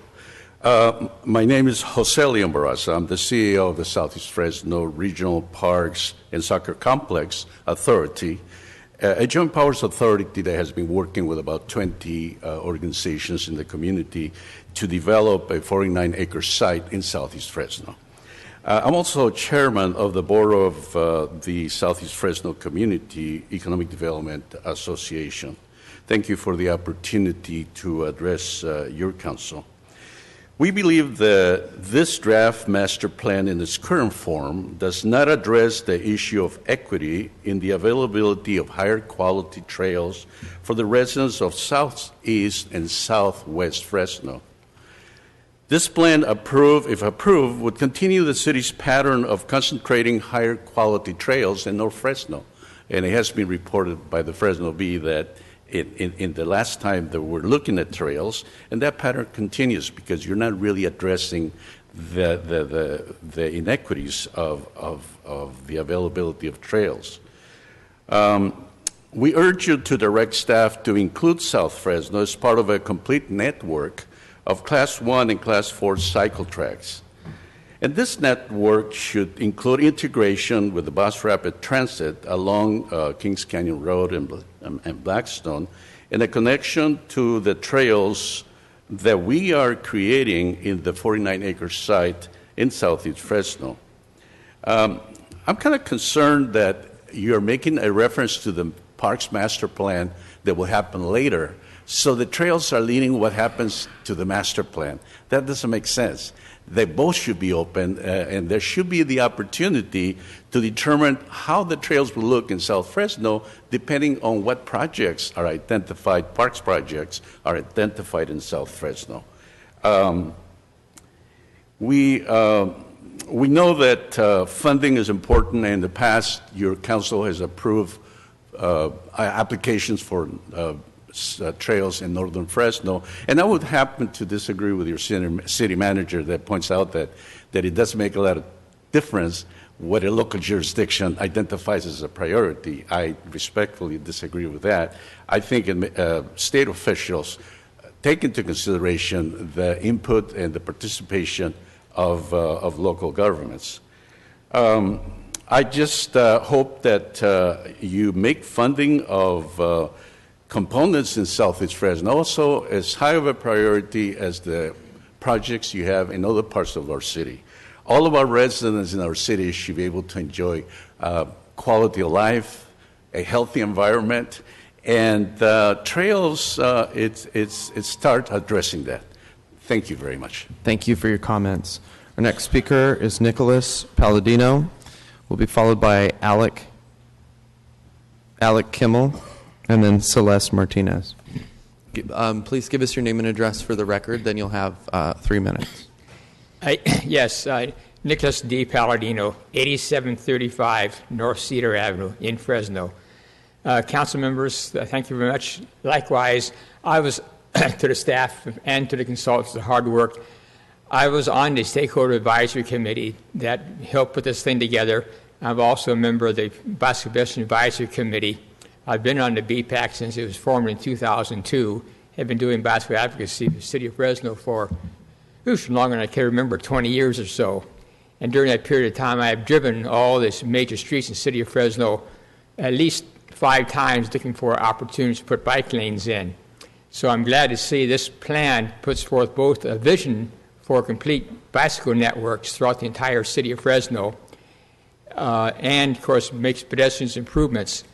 And I have noticed in my travels that in the newly developed areas, you do have quite a few good bicycle networks, particularly bike lanes, and they're sorely lacking in Southeast and Southwest Fresno. That's just a matter of driving all the streets up and down the entire city of Fresno over the past 20 years and observing the obvious. But one thing I want to talk about in the ATP is more than simply a plan to build things. It's nice to build a network for people to ride bicycles, but when they arrive at their destination, they have to have somewhere to park their bikes. So the City Development Code, I believe, has in it updated bicycle parking requirements which need to be enforced. And then, too, we get people out on their bikes. Somewhere along the line, have to have some education as to how to safely ride your bicycles. And the ATP has an excellent Appendix E that addresses the safety education program. So I hope in all this discussion about where we should build things, we not forget that we need to provide a safety education program so that we get people out on their bikes who have never ridden before. They're taught how to safely ride their bicycles, not just on a trail, but also on the streets. But to talk about where we build the things, I like the priority bicycle network that was set forth, but I also recognize, having driven all these streets in the city of Fresno, there is a glaring need in southeast and southwest Fresno, and the challenges are down there, and I do support really concentrating effort down there in the near term. But like I said, I think it's a great plan, and I fully think the City Council should adopt the ATP. Thank you very much. Thank you for your comments. Our next speaker will be Alec Kimmel, followed by Celeste Martinez. Please come forward, give us your name and address for the record, and then you'll have 3 minutes. Thank you very much, council members. My name is Alec Kimmel. I am here representing the Service Employees International Union 1000, District Labor Council 772. Incidentally, I am also a member of the Social Justice Committee at the Unitarian Universalist Church of Fresno. I am here to offer cautious optimism and encouragement of the adoption of the plan, along with the prioritization tool that's been provided to you. I will keep my comments simple and brief. I have 4 of them. First of all, and I'm going to be echoing much of what Mr. Barraza has said, as well as what Mr. Hall has said. First of all, I would like to emphasize, moving forward, that the city of Fresno needs a network of trails and cycle tracks. In late 2015, I attended the California Bicycle Coalition's forum, where they made emphasis on the statement that bicycles need networks in order to address the issue of equity. That was a statewide conference, and I think that it applies very much to our situation here in Fresno. To that, I would like to add that, as Mr. Barraza has said, we should be looking at integrating a Class 4 component of that network with the bus rapid transit line that is proposed for Blackstone Avenue and Kings Canyon, and perhaps in the future California Avenue as well. There is a study underway by Fresno Council of Governments that does not include these as corridors to be studied for feasibility. And I would argue that the city of Fresno should speak with Fresno COG in order to make sure that that happens. Finally, I would like to say that the network should include some portion that addresses the needs of underserved people, particularly in southeast, southwest, along California avenues, and in central Fresno. Thank you so much for your time. Thank you. Celeste Martinez, please come forward, give us your name and address for the record, and then you'll have 3 minutes. Celeste Martinez, and my address is 5158 North 9th Street, apartment 201. I just want to thank you, the City Council, for your time on addressing the ATP plan, and I want to say, as a vehicular cyclist, I, along with other cyclists, greatly appreciate bike lanes. With these lanes, we have more confidence in riding a bicycle in Fresno. Many people have reached out to me to speak on behalf of cyclists who want these lanes. As an avid cyclist, I'm also a student at Fresno City College, and riding down McKinley, I've seen that it's very disconcerting to see disconnecting lanes, and it's nice to be seen that the lanes would be implemented. As with the prioritizations tool, I would urge you not to discount this tool as it shows the need for these lanes and sidewalks. With all these workshops, time and dedication of all those who have worked on the ATP plan, we cannot afford to implement the funds correctly. The issue is not getting the funds, it's the issue of using these funds for the right communities that really need the sidewalks, such as Southwest Fresno that has been mentioned, and Blackstone would be greatly appreciated because that is the most street that is used for businesses, and a lot of cyclists would like to see that as well. I have biked in other cities such as LA and San Diego, and I would love to see our city as great as these in terms of bicycle lanes, because they're with all their bicycle lanes that they have, people actually look around and are able to see where the bicycles are in terms of that. And I just want to see more bicycle lanes of that, and I hope that you connect more of the bicycle lanes that are already in existence. Thank you for your time. Thank you. And that does it for the cards. Is there anyone else who didn't fill in a card who wishes to address the council on this agenda item? Okay, seeing none, we'll bring it back up to the dais. A couple of council members punched up. We'll begin with Member Baines, then Member Soria. Thanks, Council President. And I want to just echo some of the comments. I want to certainly thank staff and our community stakeholders for really work together. I think I heard that both from staff and many of the public who testified on behalf of this item today. Clearly, we had a robust public outreach, and clearly we worked together to bring this staff report. So I'll make a motion that we approve this item with the alternative scoring matrix. Second. A motion and a second. Member Soria, followed by Member Chavez. Thank you, Council President. Supportive of those amendments or those changes. I appreciate, again, the staff's work and also their flexibility in working with the community to address the number of, input. So I share a lot of the same concerns that folks mentioned. I don't represent Southwest Fresno or Southeast, but I do recognize that there's a need. I represent Central West Fresno, where there's a huge need as well. So I just want to make sure that that's on the record. One of the neighborhoods that I've been prioritizing and trying to work on is Highway City. No sidewalks, the basic infrastructure gutters. They don't have any bike lanes. So the lack of connectivity is not just to Southwest or Southeast, but a lot of parts of my district, which I continue to work on every day to figure out where we get these resources, because we know they're costly. Right now we're working on an engineering study to address the lack of infrastructure there, but I am grateful for the tool that was developed, because I do believe that also Highway City is one of those underserved and depressed areas that hasn't received the types of investments that it should, so that it's connected to the rest of the city. We still don't have a bus there, and I'll continue to advocate to get some public transportation to that area, because I think connectivity to vital resources east of 99 are key, given that there's a lack of those vital resources west of the 99.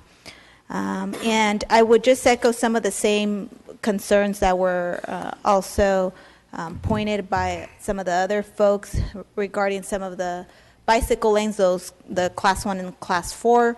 I do think that when we're looking at it, looking at the system that we have throughout the city, it's important for us to prioritize the types of bike lanes that are going to be safer. I think that that's what I would like to see throughout the city, separated from the cars. I think it's the ideal, but we're not possible. I think going with the basic bike lane is fine, but I think that we should be looking at just ensuring that those bike lanes are safe for the cyclists in our community. And just excited about having this plan, so that as we're moving forward with projects, we're a little bit more intentional about where we're investing the dollars, and really being able to identify where the greatest need is. And I want to thank everyone for the work that they've done. Thank you. I also wanted to take this opportunity to thank Cultiva, working with our office, also Scott Mosier with our city, making sure that we're going back and forth and coming up with a solution. And, you know, I wanted to publicly say that with Cultiva's work. I know we've done a couple projects out there with bringing fresh fruits and vegetables to schools. And I got to tell you, one of the most helpful ones was the tour that you organized that I participated in, and walking those streets and seeing the needs of there was very helpful for me and for our office. And I also wanted to take the opportunity to thank our staff for the work that they do. I know it's not easy, oftentimes having to juggle different personalities. And I'm very happy to announce that, you know, meeting with our Public Works Director, we will be redoing Butler Avenue with some bike lanes in there. That'll be very helpful for that community, getting our folks all the way down to Peach. But I know a lot of that came through a lot of these conversations and work, and I'm going to be supportive of the motion that my member colleague here made. So with that, I yield the floor. Okay, the screen is clear. If there are no more comments, then we'll go ahead and take a voice. No, we'll go ahead and take a voice vote. We have a motion, a second. The screen is clear. All those in favor say aye. Aye. And nobody. No, that's after. Okay, and with no opposition, the motion carries 7-0. Thank you, Council. We'll move now to the, go ahead, Member Bredefeld. Yeah, point of order, City Attorney, City Clerk. Early this morning, we postponed the recreational marijuana dispensary for a special meeting on the 30th. And what I would like to do is, we've gone back and forth on a couple of things. I wanted to push this forward on the 9th. I met with Mayor Brand. We agreed on the 30th. And, not, you know, we were going to do on the 30th. Councilmember Baines can't meet on the 30th. I heard Councilmember Brandow can't meet April 6th. I believe Councilmember Soria can't meet on the 9th. So I think the 23rd, following the workshop, which I think, I don't know, Councilmember Soria, I think you put that together. I'd like to set a timed item for 4 o'clock on March 23rd to hear this very important item on the banning of recreational marijuana dispensaries, and that gives people time for the workshop, which will be for that, and then everyone will be present at that time. So that's what I'd like to make a motion, that we put that on for a time dining so everybody knows when this hearing is going to be, because it's obviously a very important issue.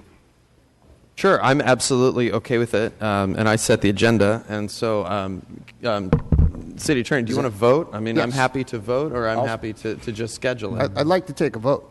I'll second the motion. If the council member is requesting a vote, then you should take a vote. Okay, no problem then at all. And we'll set it for 4 o'clock. All right, the screen is clear. Is there any opposition? Okay. Did you want to speak, or you just want to? It's the proverbial rush to judgment. This is not time sensitive. We have a year about 11 months to implement this. So we need to take our time and make a thorough decision based upon all the factors and not rush to judgment. This is a rush to judgment, clearly. So Okay, my vote is no. And of course, I dispute that it's not a rush to judgment. It gives plenty of people plenty of time to research this issue. I think people, have very strong feelings one way or the other, but it gives everybody an opportunity to discuss a very important issue, which, by the way, I understand Reedley has now just banned them as well. So I think we, the City Council in Fresno, ought to take a position. So I move it forward and appreciate the support. All right, we'll go ahead and vote. Member Baines has punched up. Let's. And I just wanted to say that just kind of, and Member Bredefeld and I have talked about this. I think that we've always kind of, well, not always, but in many ways, what we try to do is observe certain practices here, and certain. I actually would feel more comfortable after the workshop, and I shared that with you personally. And I think I didn't realize that another council member felt the same way, particularly. But I don't think that there's anything wrong with hearing the workshop and processing that, and then coming back and making a decision. Obviously, I'm not exactly sure why we need to take a vote on this today, but if I had to vote today, I would say wait till after the workshop. That would be my preference, and I shared that with you before. So I would be in opposition to holding it on the 23rd as well. But I'm generally supportive of the item. So, but I just think that we need to hear the workshop first and get all the information out. Okay. I think we may need. I think we kind of probably should have No, we haven't. Yeah, well, I want to take an electronic vote on this, Well, I on this wonder if item, we but should I wait think we should for- wait for Luis to come back.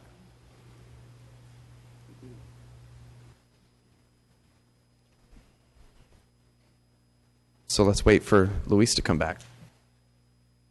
Can we vote on it later? Yeah.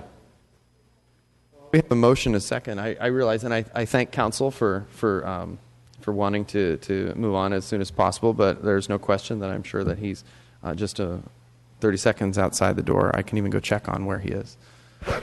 So let's go ahead and finish this before we move on to the next item. Thank you.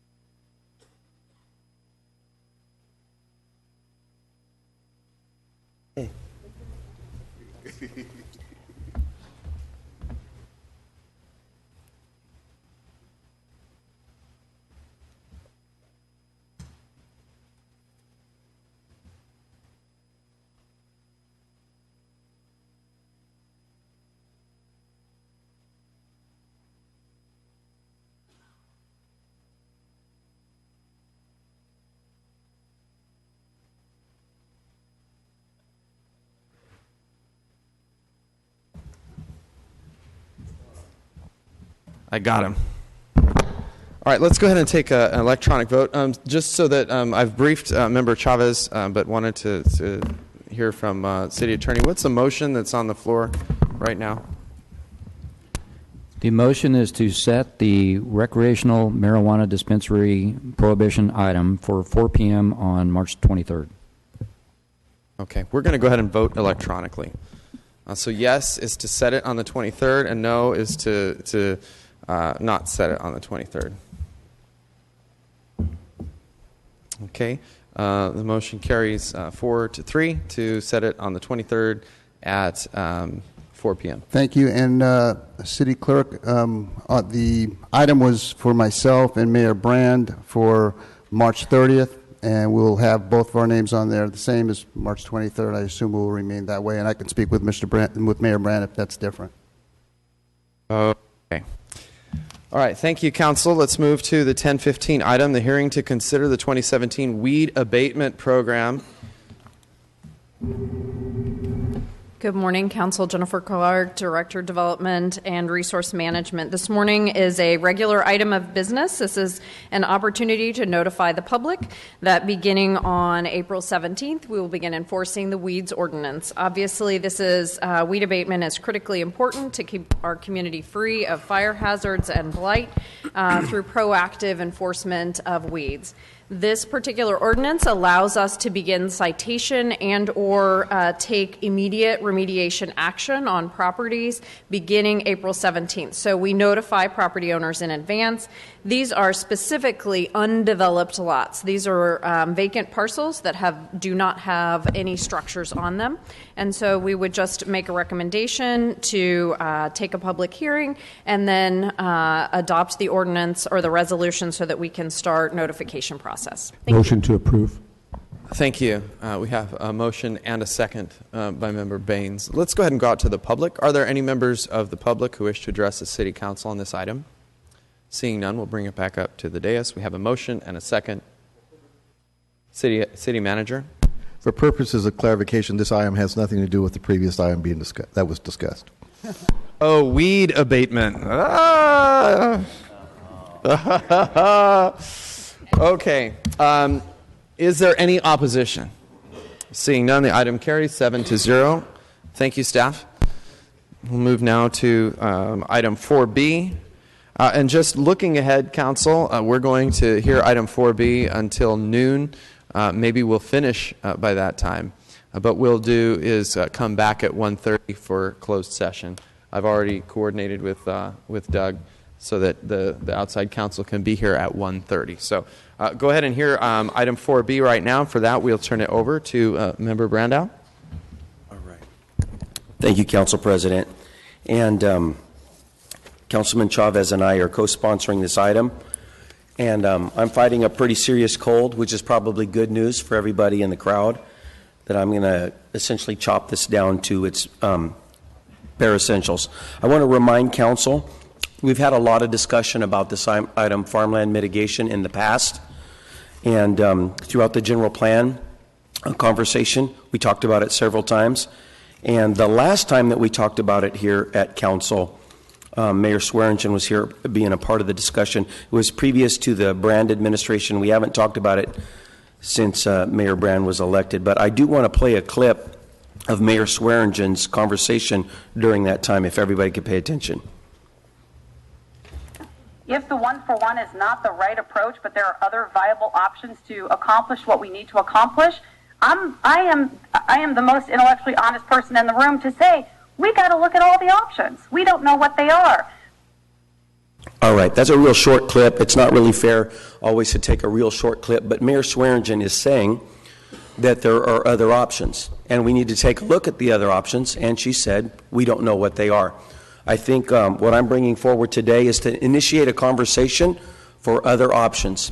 Currently in the general plan, we've only given one option, and that is a one-to-one exchange of farmland through easements, which means if a developer wants to develop in the green field of Fresno, they have to purchase an equal amount of land from farming and set it in a conservation easement.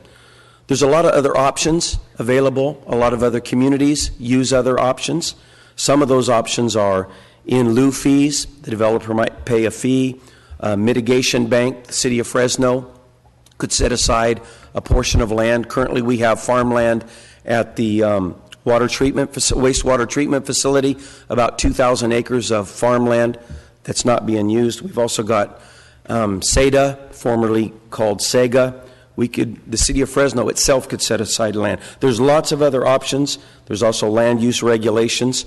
What I want to do today is to initiate amendment of the general plan so that will begin the process of holding a conversation. To my fellow council members, it's nothing that we're going to decide today, but we're going to be able to allow ourselves to hear of the other options that Mayor Swearingen referenced in her comments. So I think it's time to hear those other options and maybe create a basket of options that we could put inside of our general plan.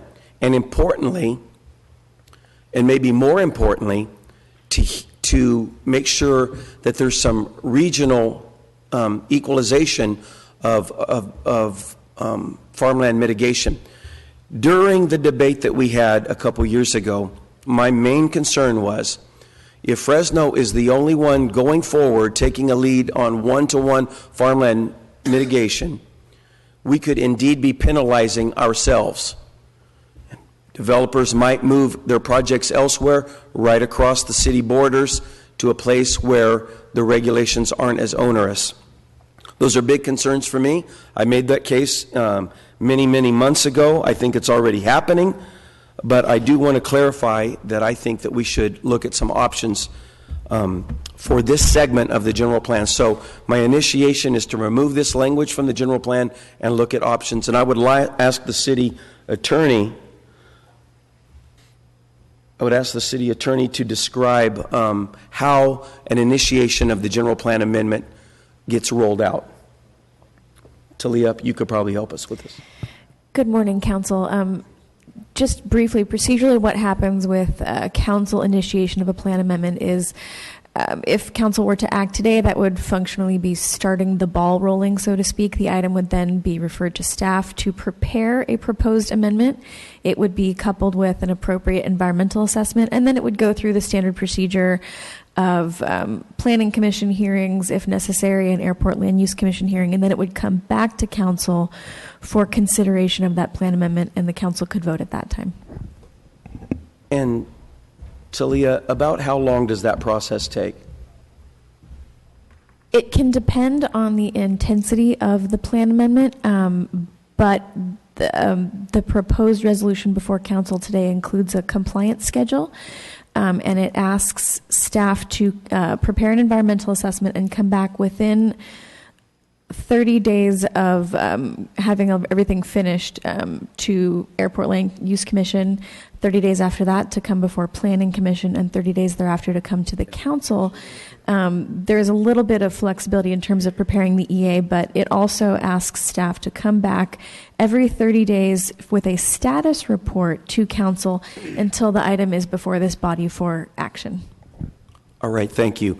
Doug, is there anything that you wanted to add to that? No, that was good.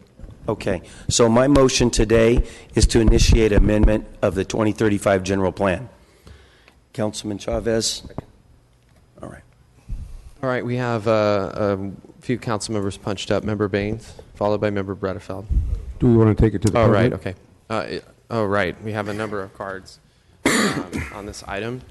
Okay, 1, 2. We have 3 cards on the item. The first one is Mary Safala, followed by Mike Prandini, followed by Daniel O'Connell.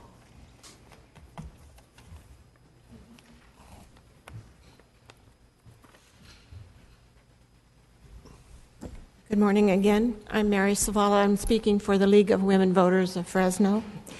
And the League of Women Voters has supported farmland mitigation for over 25 years.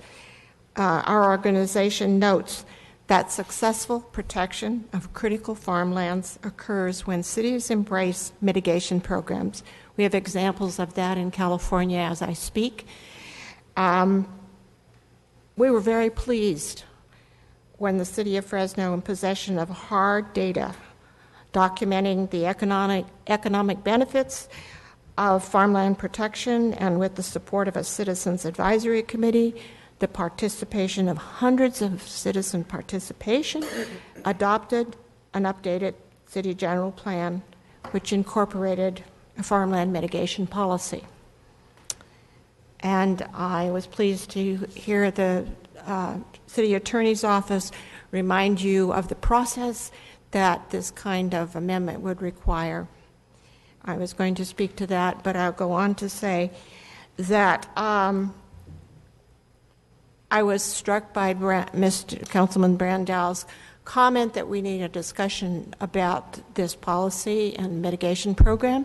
May I suggest that you do not have to initiate an amendment, a modification of your general plan to do that. We could have it today. There are people in this community who would like very much to participate in doing that and talk about the implementation of this farmland protection policy. And so I'd urge you not to initiate that modification today, but to begin a discussion. Thank you. Next speaker is Mike Prandini. Please come forward, give us your name and address for the record. You'll have 3 minutes.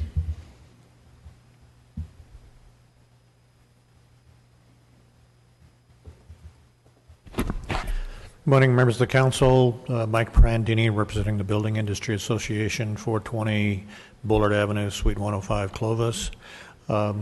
We opposed this particular policy condition in the general plan when it was adopted back in 2014-15, and we expect that we felt it was just an additional cost, and that's what it is. When you require a developer to go out and find land to substitute for the property he's developing, that increases the cost of the project, which increases the cost of the home. So all you're doing is adding more cost to the price of a home. You're not preserving any farmland. All you're doing is maybe making a farmer who is in the area a little more wealthy, because he will be the recipient of the funds to be paid for that easement. And depending on where the easement is acquired or the property is acquired, if it's closer to the project, the price goes up. If it's further away from the project, if you buy land in Modoc County, you can probably get it pretty cheap. But if you have to buy it close to your project, it's going to be very expensive. So all you're doing is just adding a condition, and we support the initiation of the process to amend this section of the code of the general plan. Thank you. Thank you. Our next speaker will be Daniel O'Connell. Please come forward, give us your name and address for the record, and then you'll have 3 minutes.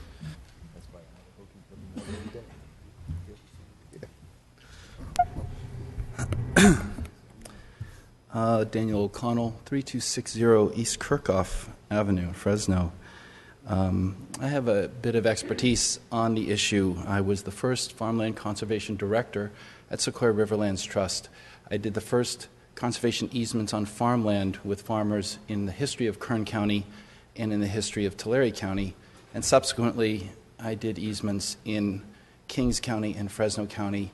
Sequoia Riverlands Trust is now a regional land trust that regularly partners with farmers and ranchers to conserve their land, and there's immense economic benefits there. After that, I was the program manager for American Farmland Trust and was engaged on this issue in the general plan. Councilman Brandow brings up important points, and I want to support those. The importance and his logic around regional equalization of farmland mitigation is absolutely true. And the city of Fresno is in the lead on this. It's also consistent with the law at this point, and the other jurisdictions around you are not. And it's for the advocates and for the city itself to impress that. There's also other avenues that the councilman is suggesting that are there to consider and would strengthen this policy, actually. So there's important points there that I just wanted to say to Steve that it's true. A few comments. So there's no consensus within the ag community on this issue. That is absolutely apparent. In fact, without proper oversight, I would suggest that there's active speculation within the land market. I had a grower once tell me that they purposely purchase farmland in the line of development. So they know that their investment there is going to go up because we don't have proper oversight here. I might ask for a little bit extra time since this is such an important issue, but we'll get there in that point. That benefits an individual. You can go ahead and use up a little bit more time if Thank you need you, to. Esmeralda. Those decisions benefit a particular farmer, usually. Now, for the city and its residents, I would suggest that there are substantial, I wrote so small here, negative economic impacts from the oversupply of the market in detached single-family homes.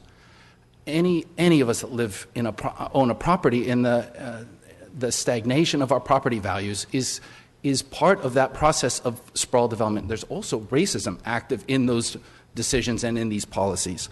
Divestment. If your property value isn't increasing, you can't take a loan to improve your roof.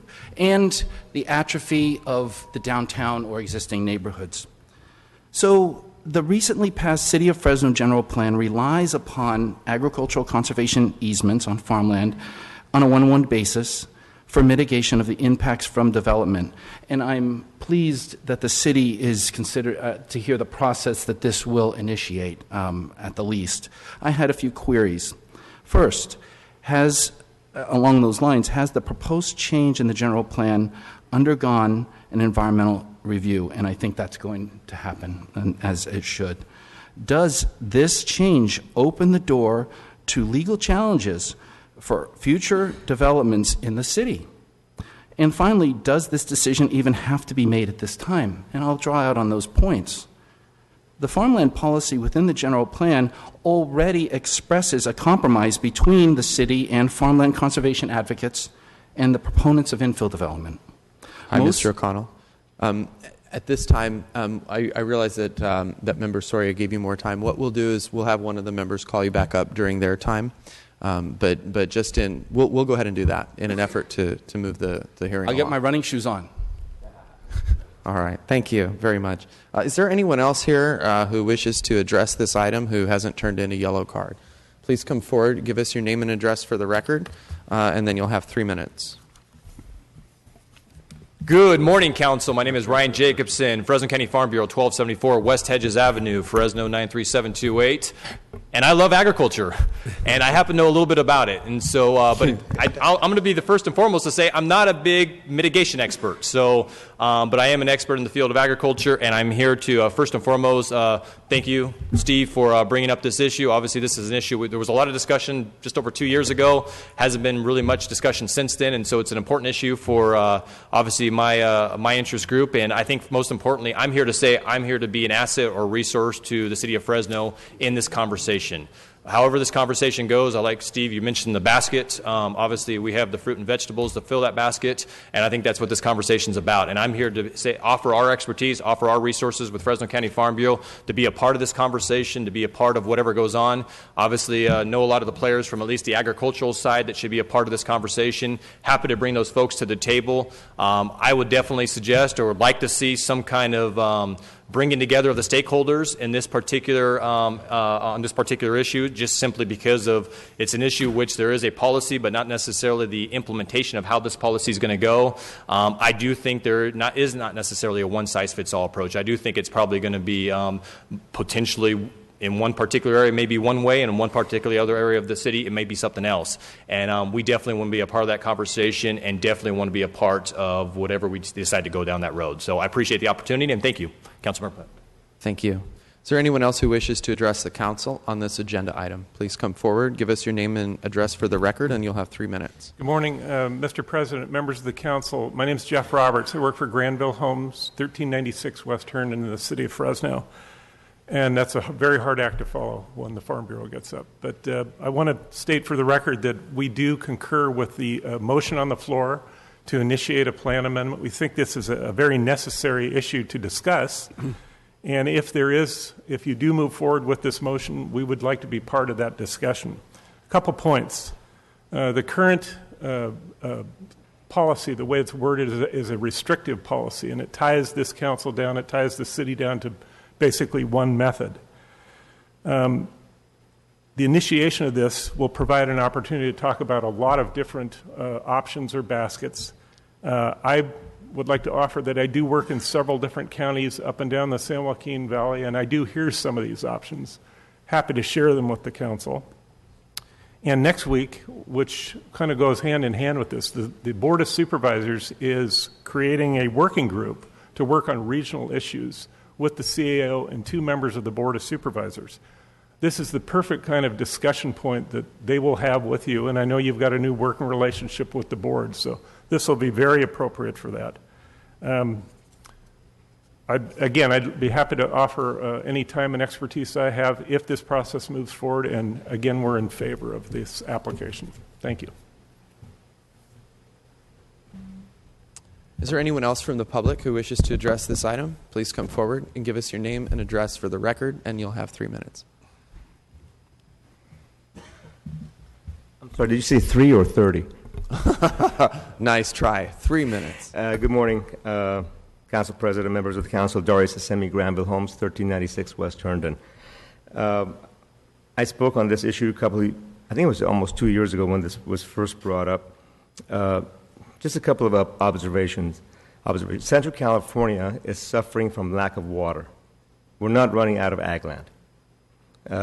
Close to 500,000 acres of ag land is fallowed in Central California. So our challenges is water storage and getting water to our farmers and our farm workers.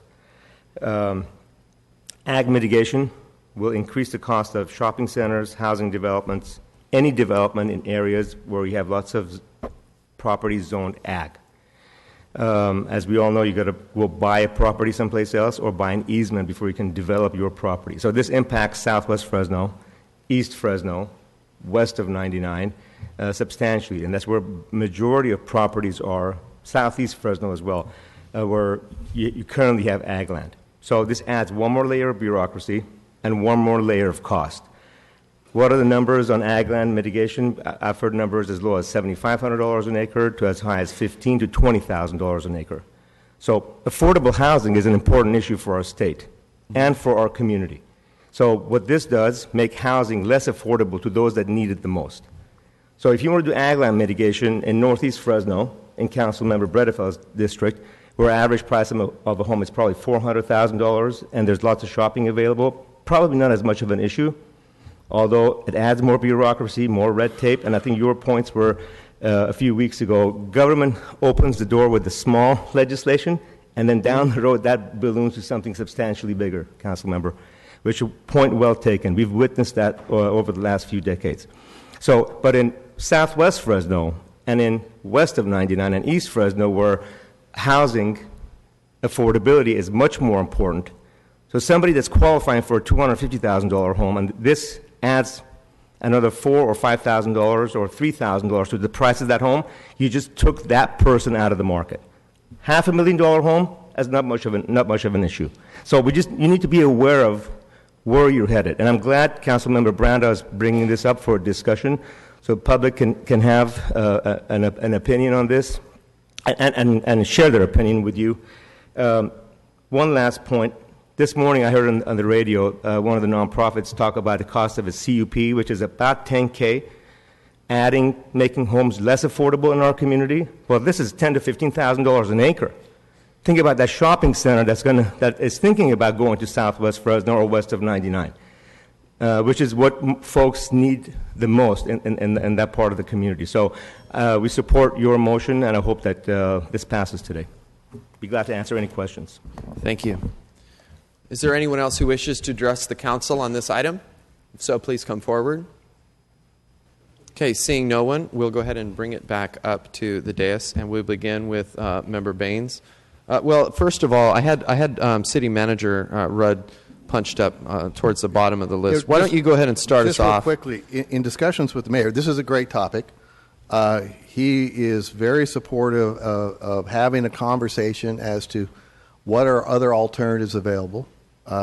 It sounds some of the speakers or some of the comments are kind of presumptive is that there's already some kind of perceived outcome as a result of this action today. And the mayor would like to convene a meeting, a working group, and could involve Councilmember Brandow and Councilmember Soria, who could work with this as well as another council member as well as some of the other stakeholders to start developing some alternatives. I'm not sure why we need a text amendment today, whereas this working group could come up with some alternatives, vet them through the attorney's office to see how much of an impact from a CEQA standpoint or environmental, the EIR with the general plan, how much of an impact, because if it's going to be significant, then we can make that decision as to how much work is going to be needed. I have no idea what the 30-day timeline. My council binder doesn't have any specificity other than the resolution. I heard from Mr. Jacobson, and I'm sure he's going to be more than happy to participate, as well as representatives from the development community, as well as the League of Women Voters. I think there's a real opportunity for us as a community to engage on a very important issue and convene a working group to work on that. I also know, given the conversations that the mayor and I have had over issues impacting the entire county and the region, that this working group that Mr. Roberts mentioned is also something that we should be engaging with, because like a lot of other things, it doesn't make any difference what we do here.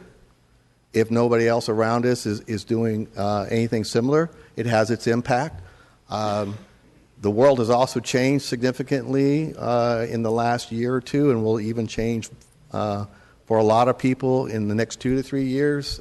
The Sustainable Groundwater Management Act, as you are all aware, and apparently the city of Reedley is now becoming aware of, is going to change a lot of things when it comes to land use. We've talked about that, but apparently some communities are just now beginning to fully embrace or understand the ramifications. So with that, it is the administration's recommendation that we table this item for today, and that the mayor, with being co-chaired by Councilmember Brandow and maybe Councilmember Soria, assemble a working group to come up with some alternatives, and we'll bring those alternatives back to council for further discussion and if it's and consideration. And if that's the path we want to go down, or paths, alternatives that we want to go down, then we'll go through the environmental and legal vetting process. And and then have a very broader discussion about what alternatives we believe are most effective in trying to meet the goals and address the issues that maybe Councilmember Brandel has brought up. Thank you. Thanks, Council President. First off, a question too, and I don't see, is Jennifer in here? Oh, yeah, quick question. With the recommendation that's on the table today, it would call for essentially an amendment of the general plan, which would trigger kind of a new environmental process. What kind of cost are we talking with that? I haven't had the opportunity to assess. I could not. But it's not going to be free? I really couldn't even give you a ballpark at this point. We would need to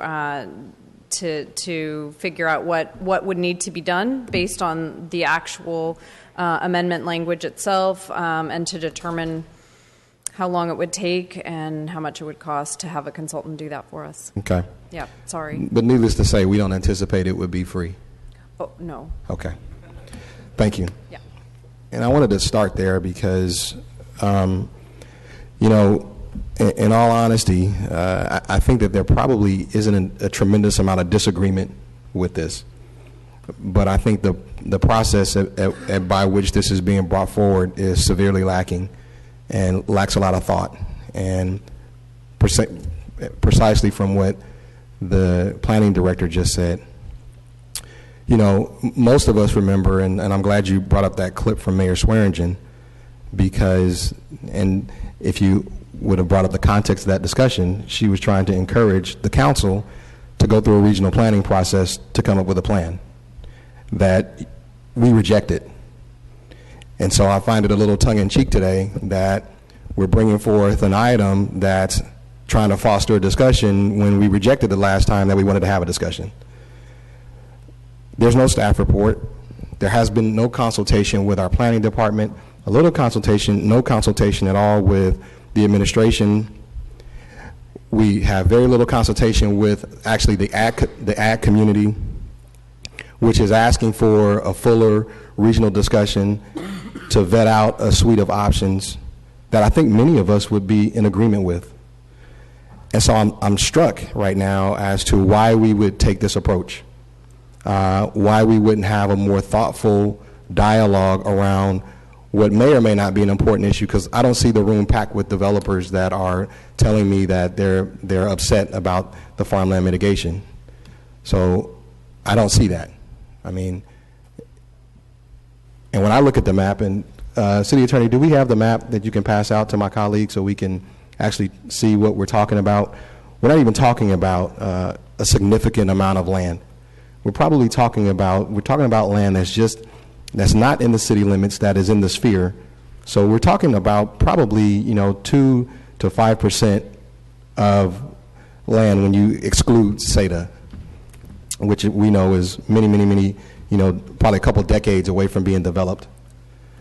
So I'm wondering why the authors of this resolution did not provide any insight and background into the absolute necessity to do this process this way, which would lead to probably unnecessary cost and time from city staff. Had little to no conference with our administration, little to no conference or discussion with our ag community that is also impacted by this very important issue. So Councilmember Brandel and Chavez, I don't disagree that we should have a suite of options. I just think that this process is completely lacking of substance. And I think we're called to do a little bit more than this. We're called to do a little bit more than put forth a kind of a half-baked idea that does not even really describe where we're trying to go. Maybe I would have been much more appreciative of an item that actually included what the potential options could be, what the potential suite of options could be for ag land mitigation when it comes to developers. Because I'm very sympathetic to the developers that would have to have ag land mitigation, but I also want to be very clear.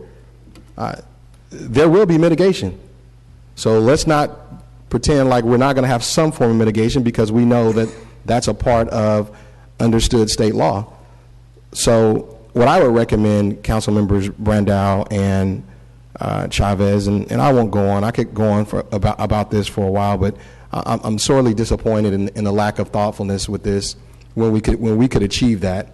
I would recommend very humbly that we take the advice of the Fresno County Farm Bureau, who's asking for a discussion where they're actually at the table to help develop a plan, along with our developers, who clearly, the developer that's in the room today actually did ask for a discussion.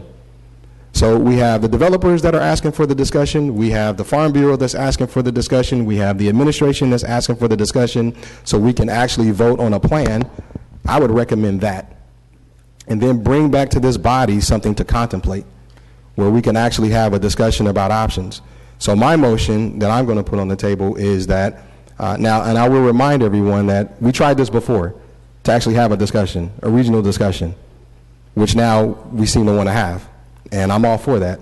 So I make the motion that we, along with the administration, the Fresno County Farm Bureau, and interested developers and stakeholders, actually have a regional discussion for this option, and then have council members Brandau and Chavez bring us back a plan that includes the suite of options that are available to us.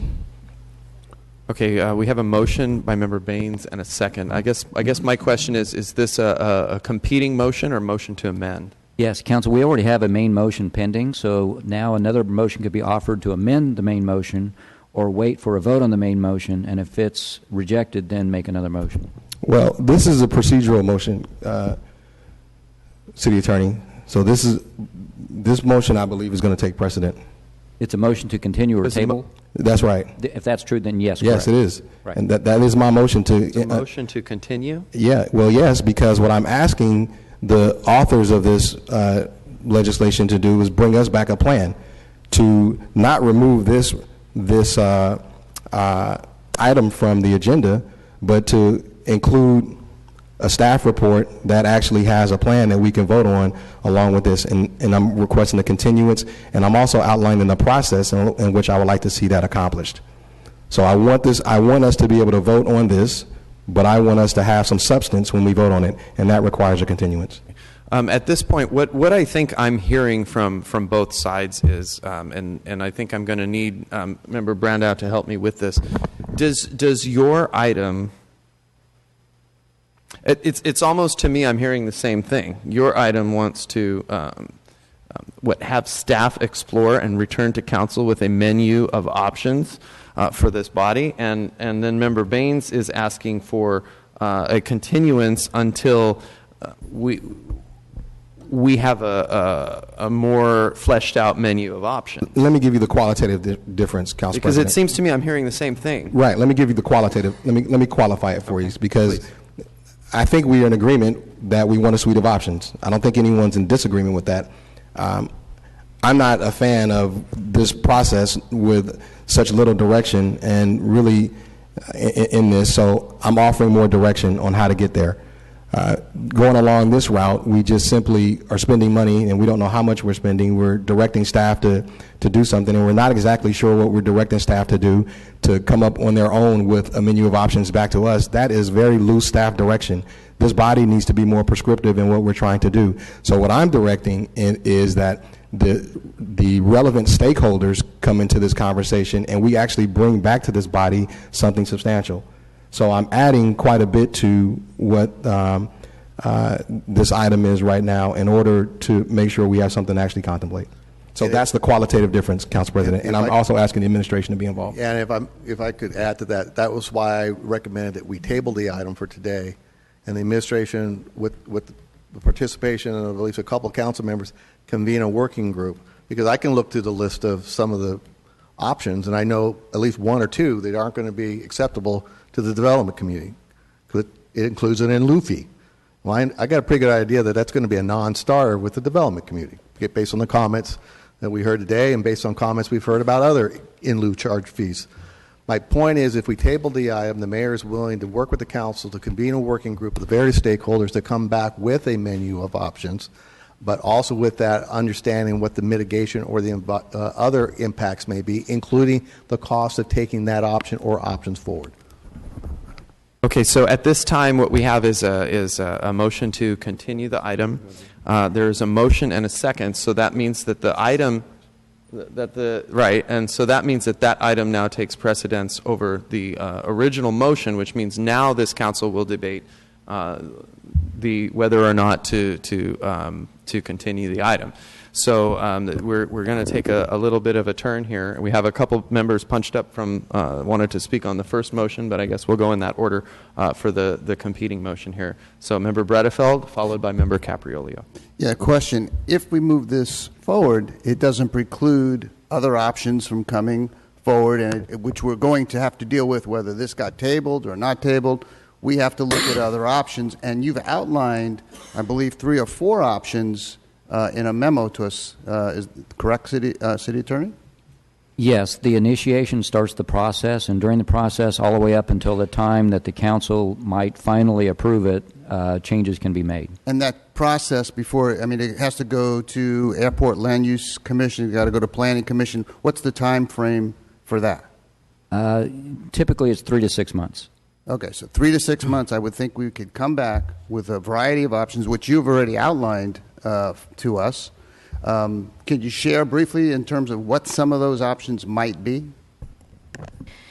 Yes, Council. Some of the options could include an in lieu fee, which would involve if a project comes to the city that would require conversion of qualified farmland, the applicant could then pay a fee to the city. The city could use that money to buy either an easement or land in a trust to offset the loss of that farmland. Another option would be called a mitigation bank, where the city could acquire or set aside a quantity of land to offer mitigation to projects that would convert farmland. So applicants could come in and purchase credits in that mitigation bank. The city would track the quantity of land being used as a mitigation offset, and projects could be mitigated that way. Those are 2 options that have been set out by the State Department of Conservation. And also, land use regulations can operate in much the same way. The city can condition the zoning of property so that it has to be held for agricultural mitigation, and it could also offset the loss of farmland in that way. Okay, so there are a variety of options. They can come back within 3 to 6 months. We can have a discussion with all of the parties involved. That can happen next week. That can happen in a month. That can happen in 2 months. I think, Fresno City Government, City Hall is very good at studying lots of things. We have all kinds of books on studies and inaction and things taking forever. I'm in support of this moving forward because I think sometimes you just got to drive things forward. We talked about that earlier with delays on recreational marijuana dispensaries. I think we need to move forward with things, bring people together. Everybody should have a voice. That's why we're here. And I don't think I think the issues about wanting a discussion is important. All stakeholders need to be involved. All stakeholders need to come and speak to the issue. Moving this forward doesn't preclude any of that. So I don't believe we should table this at all. I think we should decide this today. Member Capriolio. Thank you, Council President. This kind of reminds me of the Wild Wild West days, ready, shoot, aim, or the proverbial cart before the horse. That's what I'm seeing and hearing here, and I agree with Ms. Zavala and Mr. Jacobson that there's no consensus in the ag community. This needs to be dialogued, and we need efficiency, not another bureaucratic level that we're pushing forward today. We need to have all the parties come forward, sit, meet, converse, dialogue it, and then come to Member Brandow or whoever has his committee and talk about that and figure it out and see what we really have on the table. That would be the most cost-effective thing and time-effective thing with our staff. We don't have the staff we need right now, and we're going to burden them with another thing that should be done by the maker of the motion in their infinite wisdom, because the agenda has got 0. I don't have any insight, background. Again, this is not time-sensitive. In the last 2 years, I have not had one developer or community advocate come to me with some dire need to push this forward in an immediate fashion. So, again, this is, to me, pushing something forward when we really don't have the component parts to make the best decision possible. So, to me, community consensus, like we had with the improving the housing conditions, Mayor Brand is becoming notorious for putting people together and coming up with a viable solution that everyone can live with and work with and be effective in its course and time on the book. So let's try to go forward on that basis. And I really appreciate city manager's comments as well as my colleague Oliver Baines. And it just seems that we should really be more effective with our assets at the city, our time, our costs, and so forth.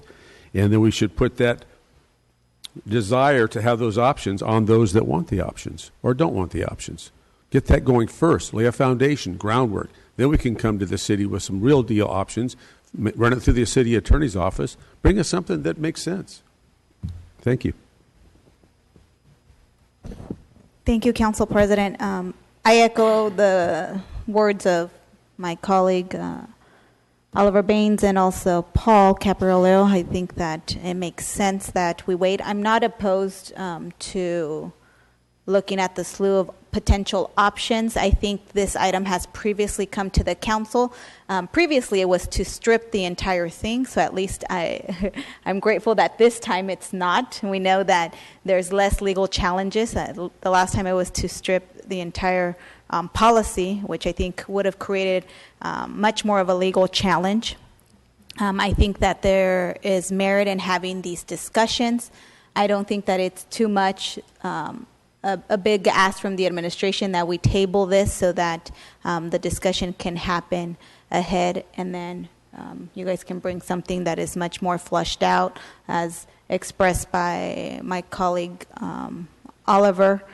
There was no staff report. There was no, there was nothing that outlined really what the problem was. As my other colleague said, I haven't heard from one developer that has called me to tell me that when they're trying to bring a project forward, they're facing a challenge with the existing policy as we have it. I haven't heard.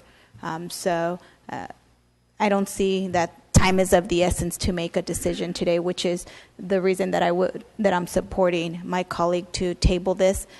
As I've mentioned, I'm not opposed to looking at potential options, but I think that it merits being discussed and coming at a later time with much more information. Thank you. And I don't usually do this, but I'm going to say something because a couple of things were said that I think need response to. If staff brought us an item like this that did not outline where we were going, we would wholeheartedly reject it. I mean, we just would. We don't do stuff here for the sake of doing it. We don't move stuff forward for the sake of moving stuff forward. Our burden here is a little bit higher than that. At least I should hope so. And I hope that when council members bring us ideas and recommendations, that we're holding the council to the same level we would hold the staff. I can't imagine the staff bringing us something saying we're going to move something forward, yet having no endpoint where we would end up, no idea what the cost would be,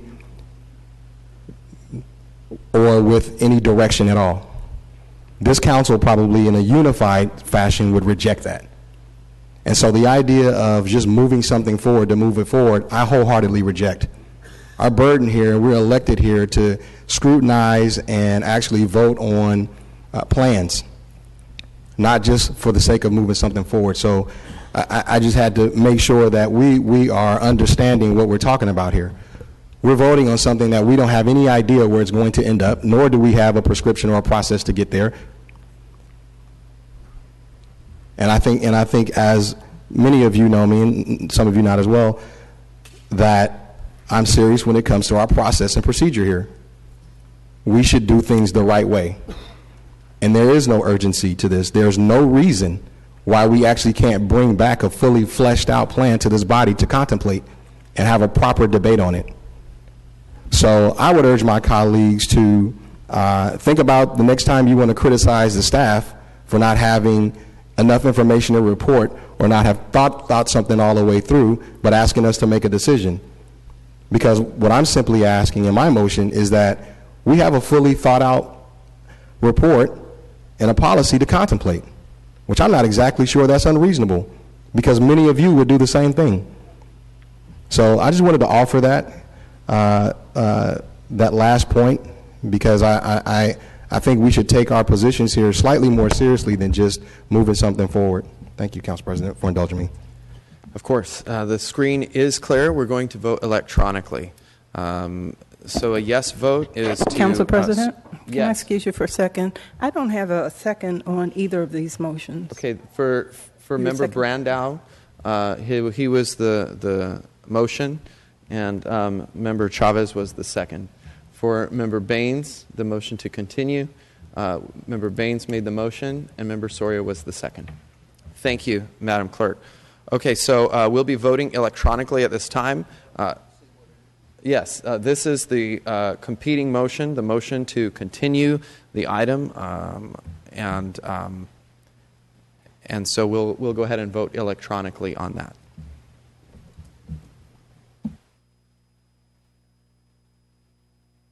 Okay, motion fails with 4 noes and 3 yeses. At this time, we will move on to the original motion, which is the motion that Member Brandow made. The debate, officially, the debate does shift back to this original motion. If anybody wishes to punch up and discuss this, or if everyone has said their piece and ready to move on and go ahead and vote. Okay, the screen is clear. Let's vote electronically. The motion is to support the item that Member Brandow has brought forward, initiating an amendment to Fresno General Plan policy. And the item carries 4 yes and 3 no. At this time, what we'll do is go ahead and break for lunch and return at 1:30. And at that time, we'll go into closed session. Thank you. Yes, and Council, for the record, following closed session, I would not expect to have to come back into open session to report anything, so we're finished in open session today. Thank you.